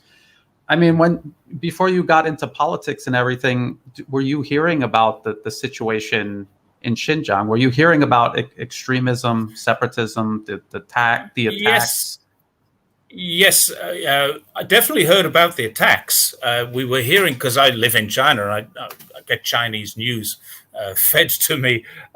Pick up. I read the Chinese newspapers, the China Daily, the People's Daily, these kinds of newspapers. I actually write for several of them now, which I didn't do before. It's in the last 18 months I've become what they call a freelance journalist. I prefer to call myself a China diarist. But they're interested in what I have to say and how I observe China, and Chinese people are very interested in it. So in that sense, when I'm translated into Chinese, I get literally millions of hits and people's thousands of replies, thousands of responses that I couldn't get back to them all. So I read these newspapers. And I saw the knife attacks in Kunming. I saw the bomb attacks in 2008 at the police station. I saw about the riots in Shanshan in 2013. Now, I was aware that there was issues going on there for sure. And in between my first trip and my first bike trip, I've been there by train, I've been there by bike, I've been there by plane. So I've traveled into Xinjiang in different ways. There is no restriction. There are no restrictions on going to Xinjiang. Any person who has a visa to China can go and freely travel. If you drive a car, I choose not to drive a car, but if you drive a car, you can drive to Xinjiang, cross the border. You have to show your passport, register who you are and what you're doing, just a tourist, no problem, off you go. Then when you enter the next city, you go through another check. Who are you, what you're doing, where you're going. This is part of the counterterrorism stuff. I was very aware that it was there, but I wasn't politically savvy enough to think that I could even contribute to the discussion. I just thought, well, who would be interested? And in fact, the ABC called me a retired security guard with a bike, the Australian Broadcasting Corporation. I'm a retired security guard. Forget the fact that I had a multi-million pound turnover for a division that I managed with 240 staff. But I'm a security guard with a bike who is now retired to China, and I've lived here 18 years. I'm coming up to my 18th year. They call themselves journalists, so I don't worry too much. They're very no, that's right. People. That's true. I'm just a retired cyclist, and as a retired cyclist, and honestly, that is how I saw myself. What am I, an individual, what am I going to contribute to this discussion and this debate just by cycling through Xinjiang? And that's how I viewed it. I didn't view it as I have anything to contribute to the international debate. And suddenly I find myself front stage and center in this debate. And it all started with a Global Times thing where Global Times contacted me and said, could we interview you? Sure. And you don't get paid to do interviews. You're not paying me for this, by the way, are you? No, unfortunately. No. Yeah, the budget doesn't stretch to payment. And they called me up and said, we want to interview you. And I said, what about? Your travels in Xinjiang, your bike ride. I said, oh, sure, yeah, okay. And I thought they wanted to talk about my bike ride. And they got straight into the politics of it. And I said, oh, well, yeah, I'm going to tell you about my bike ride. And I kept coming back to the bike ride. They're more interested in the politics. And then that got picked up by one of the Australian news outlets, news.com.au, I think it was, picked that up, and they had a little bit of a critical thing about me. And then, in fact, I got a phone call from the Sydney Morning Herald. It was a great phone call. We'd like to set aside some time to interview you. I said, okay, well, I'm busy now. How they got my phone number, I have no idea. I'm busy now. How about 1 o'clock this afternoon? Sure. Okay, so I set aside an hour at 1 o'clock.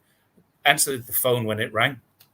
And the guy said to me, Just a first question: the Global Times article that was written about you, yeah, was it accurate? And I said, yeah, it wasn't written the way I would have written it, but fundamentally, yeah, it told the truth. It was fairly accurate. He said, okay, thanks very much. I said, is that your interview? Is that it? I've allowed an hour for this.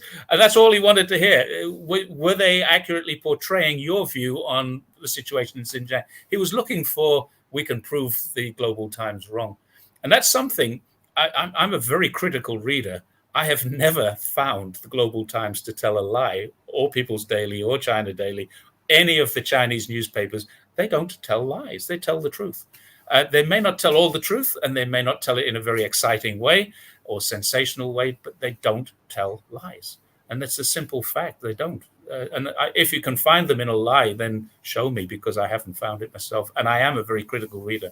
I'm a great researcher. I'll find something, go, that can't be right. Oh, it is. Yeah. And if it's in the Global Times, if it's in People's Daily, yeah, they do have their ways of not telling the whole truth. I accept that. They only want to give the news that they want the Chinese people to see. I do accept that happens. I'm not naive to that. But the fact is, they don't tell lies. So, yeah.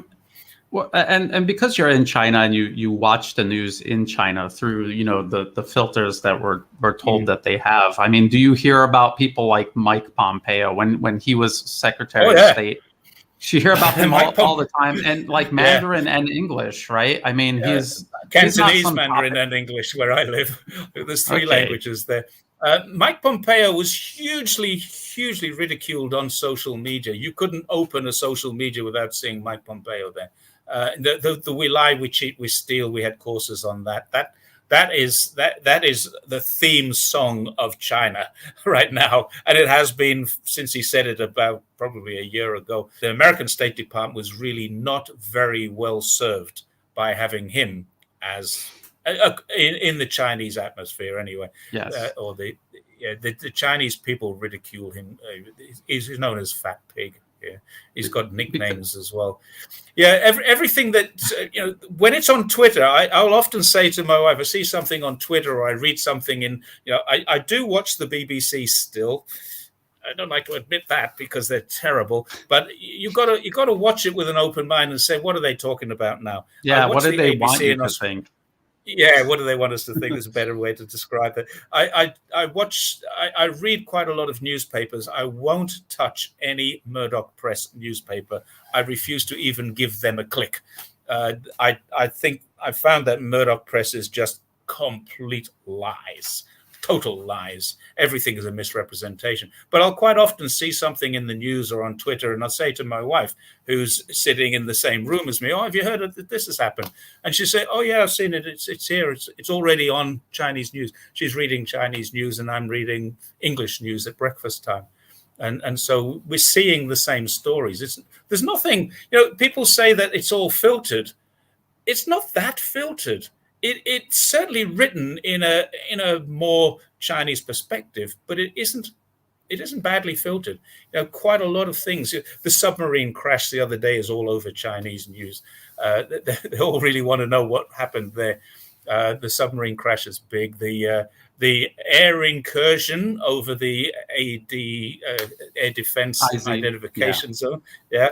That is all over Chinese news. What are they talking about? The Chinese planes didn't go near Taiwan, and everybody knows they didn't. I saw your expose of that. These kind of things, they just make us laugh. We do have access to Western news, and all they do is the Global Times or People's Daily or whatever newspaper will take the story. They might rewrite it a little bit, and they might cut out a couple of little facts, but basically, they're telling the story of news exactly the same as you're getting it, just without the sensational and the incorrect bits. And they might actually report the incorrect bits and say, American media said this, and everyone in China goes, what are they talking about? That's not like that. The social credit score is a great one. I asked my wife the other day, what's her social credit score? What? What are you talking about? Your social credit score? I don't have a social credit score. Well, what about your dad? Your dad must. He's a member of the party. Of course he must have. No. Can you ask him for me? No point in asking him. He doesn't know what I'm talking about. Do me a favor and ask him. So she says on the phone, Dad, do you have a... And he comes back and says, I don't know what you're talking about. The social credit score is just a farce. There's stuff like that. So that's actually in Chinese news as well, that people think that Chinese people are being accorded points for, it's like one of those movies where you get the barcode on your arm and you get extra days on your life if you do something good. Yeah, that's what it is. Yeah. It's I just think I've not seen real. that one. I think I've seen that one. So the reason I ask is because I've heard people say that Chinese people don't know what the U.S. is up to. They don't know what Mike Pompeo is saying. People in Xinjiang couldn't possibly know that Mike Pompeo and the U.S. in general is putting all of this pressure on China in regards to Xinjiang. And it seems like all of this would be talked about and discussed in Chinese media, albeit from a Chinese perspective, but they would still hear about this and they would be upset about it too, wouldn't they? They are. I tell you, the biggest thing is I'm an Australian citizen, and most of my friends, Chinese friends, I've got thousands of former students who are now young adults. I was teaching 17 years ago. My 17-year-olds are now parents and businessmen, businesswomen, and I'm still in touch with a lot of people that I've met over the years, hundreds of Chinese people, and many of them have said to me, "What? Why don't Australia like us? What's wrong with Australia? What's going on?" And I don't know, and I refer them to the articles that I write about. Why don't Australia like China? It beggars belief that if Australia has a trade blockade against China, the only people who will suffer are not the Chinese. Australia would go into the Great Depression. Australia would cease to exist as a first world country. It literally has something like 60% of its exports coming here and 30% of its imports going from China. From here. So why would Australia do what they're doing? There really is no reason, no logical reason for this. And I can't understand it. There's only one possibility, and it all boils down to one thing. And some people may think I'm a conspiracy theorist on this. It's Murdoch Press. Murdoch Press controls most of the press. 82% of the regional newspapers in Australia belong to Murdoch Press. 60% of the city newspapers and the one national newspaper all belong to Murdoch Press. So that really puts it into perspective. Now, if you think about the 4 countries in the world that are really vehemently anti-China right now, America, UK, Australia, and India, all of which have a very high Murdoch Press presence. That's not a conspiracy theory, that's a fact. And all 4 of those countries have this kind of hatred going on with China. Explain that. I can't. It's the political capture of their governments by special interests who want this issue with China, even though it completely contradicts the best interests of the people in that country. And Taiwan is another example. It is a island that is being convinced that they want to be independent, even though that whole notion completely contradicts their best interests. And this is being put into their head by the media and by politicians backed by U.S. special interests. And it's not a conspiracy theory at all. It is a fact. That is what is going on. There was an interesting demonstration in Taipei just the other day, yesterday or the day before, where thousands of people came out with Chinese flags, waving Chinese flags around, saying we want to reunite with China. The new leader of the Kuomintang, who, with a bit of luck, will be elected next year, wants reunification. Now, of course, they want the one party, the one country, 2 parties, 2 systems. They don't want to be part of the Communist Party of China. I accept that. Ideologically, they're different. But this is part of the reason why I think personally, this is my own opinion, and I haven't really researched this deeply, but my opinion is that China has not really interfered with Hong Kong. Now, despite all the rhetoric in the papers, China has not really interfered with Hong Kong at all. There's been a national security law for 1 year in Hong Kong's life. So what's been the effect of that? Stability. Now, China could have taken tanks, guns, boots on the ground, could have done, but didn't. China has a regiment inside of Hong Kong. What did they do? Nothing. They didn't leave their barracks until everything was sorted out, and they came out to help clean up. Yes, so the the mainland government, and this is another aspect of your interview, mainland is only used by Taiwanese, Hong Kong, and Macau people. The word mainland is not used in Xinjiang because Xinjiang is part of the mainland. They might call themselves East Turkestan, but they still wouldn't consider themselves as to be not mainland. They're still mainland. We're in the mainland, and we wouldn't use that word. No police officer would use that word. And he didn't. In all of his answers, he never used that word, but she did in her answers. Now, if Taiwan and the moderates in Taiwan can see what happened in Hong Kong, there was interference, there was political interference, external interference, there was all sorts of things going on. China kept a very low profile considering what they could have done. They could have done anything they wanted to do. There's a bridge there, and I'm quite certain that bridge was built for a reason, and it wasn't economic. There's a bridge there that they could have just rolled the tank straight into the center of Hong Kong. No problems whatsoever. They didn't. Why not? Because Taiwan would have seen that and said, well, we're not going to be party to that. We're going to be party to two systems. And the way that it's being managed now, Hong Kong didn't have a national security law. It does now. Taiwan has a national security law. No need to worry about that. So foreign interference can be dealt with if it needs to be. If they come back and reunify as one country, two systems, then the people of Taiwan will remain Taiwanese, but they are Chinese Taiwanese. They've always been that. I've never met a Taiwanese person who doesn't consider themselves to be Chinese. Never. And I've met lots. There's a lot in the city where I live. There's a lot of Taiwanese factories. And all the Taiwanese people, I'm Chinese, but I'm from Taiwan. Yes. That's it. Yeah, that's something Angelo Giuliano and myself, we get into that all the time when we talk about Taiwan. And there are separatist elements in Taiwan, in Hong Kong, in Xinjiang, in Tibet, whether they're in the country or out of the country. They're definitely there. They're backed by the U.S. and this is about the U.S. pushing this. So I could talk to you all day, Jerry, and I'm going to have you back on to talk about all of these other topics because it's all really important. You got you have a lot of experience. Yeah, and the thing is, I don't think that you're just an ordinary guy, but what you are is someone who is living an ordinary life, and you decided to step up and speak out. And I think you have had a positive impact on all of this. And I want other people to see your example. And it's an example that can be followed. It is. So thank you. I think the way I would say to anybody who wants to criticize me for what I say is, tell me where I'm wrong. Tell me where I've told a lie. I mean, there may be situations where, like I said, that's my opinion, and they might be able to prove me wrong on that. But yeah, it's an opinion that's based on what I know.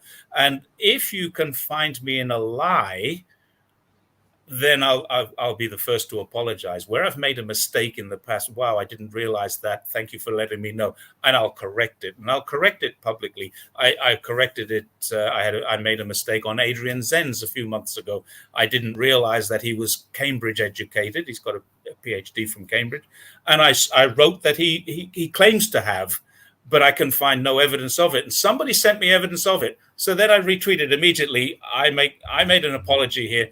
Adrian Zenz will never see that because he's blocked me a long time ago. But the fact is I made the apology and I readjusted the article that I'd written. It wasn't a published article. It was in my medium.com. And so that's what I want to do. I want to be accurate, and everything that I say is based on what I know or believe to be true. And if anyone can prove me wrong, I'm happy to accept that. Just tell me if you think I'm wrong. But otherwise, I'm doing what, and I don't think I stepped up to the plate to defend China. Michelle Cockrell, that lady you talked about earlier on, when she interviewed me, why do you stand up for China? She said, I don't. I actually don't. I like living in China. I think China's a great place and it deserves the credit that I do give it. But I don't step up to defend China. I step up against what the lies are about China, and that's all I'm trying to do. It's really about the truth and the damage that lies can do, real damage. And we can see what lies in the past told about other countries like Iraq, for example, what kind of damage has that done? That has done significant damage. So, well, you can take this all the way back to, I mean, you could go back 100 years, but I mean, the Gulf of Tonkin, Vietnam. There's the very first, the Second World War started basically on a lie when Hitler invaded Poland because he set up an ambush on a radio station and had people dressed in Polish uniforms. Yeah, and so consequently, you know, we have a long history of wars starting with lies. I honestly don't believe that there's a war coming between China and America. I think that would be just too catastrophic for any sane mind. But is there a sane mind at the helm of both countries? I think there is in one, but I'm certainly not sure about the other. And really, we got that situation where General, I think you call him Milley or Miley, I'm not sure of his pronunciation, was on the phone to his opposite number in China on January the 6th. This all came out in the wash later. There's a sane man. There's the head of the... Now, technically what he did was treasonous or treacherous. Technically what he did was against the law. But if he hadn't have done it, there might have been serious repercussions. It needed a sane mind to contact people around the world and say, no matter what goes on, we're not going to do this. And that was what happened on January the 6th. And I think that guy needs to be honored with some kind of special award for doing that. He went against his presidential decree. He's the leader of his organization. He's the leader of the Joint Chief of Staffs, but his supreme commander looked like he was going to press the button, and fortunately, saner minds prevailed. Thank God. Yes. Yeah. Yes. So thank you for going through all of this with me, and then so many other topics. I'm sure that my audience is going to learn a lot from this. And then, yes, for sure. You might have to split this into 3 sections. Maybe. Well, we'll see. Yeah. We'll see how it comes out. But thank you again. Okay. No problem. Thank you. I'm going to put in the video description at the top where people can find and follow your work. If you want to, is there anything you want to, like, where people can find you? I'm on Twitter, Jerry. You can just search Jerry Gray, but Jerry's China is my Twitter handle. It's Jerry_Gray 2002. And I'm on Medium as well, medium.com. And mostly I do have a YouTube, but I'm not really a video guy. I don't have the face for video. I have the voice for radio. And I think probably I'll do more on the videos, but mostly I'm a writer, and I'm now known as a freelance journalist.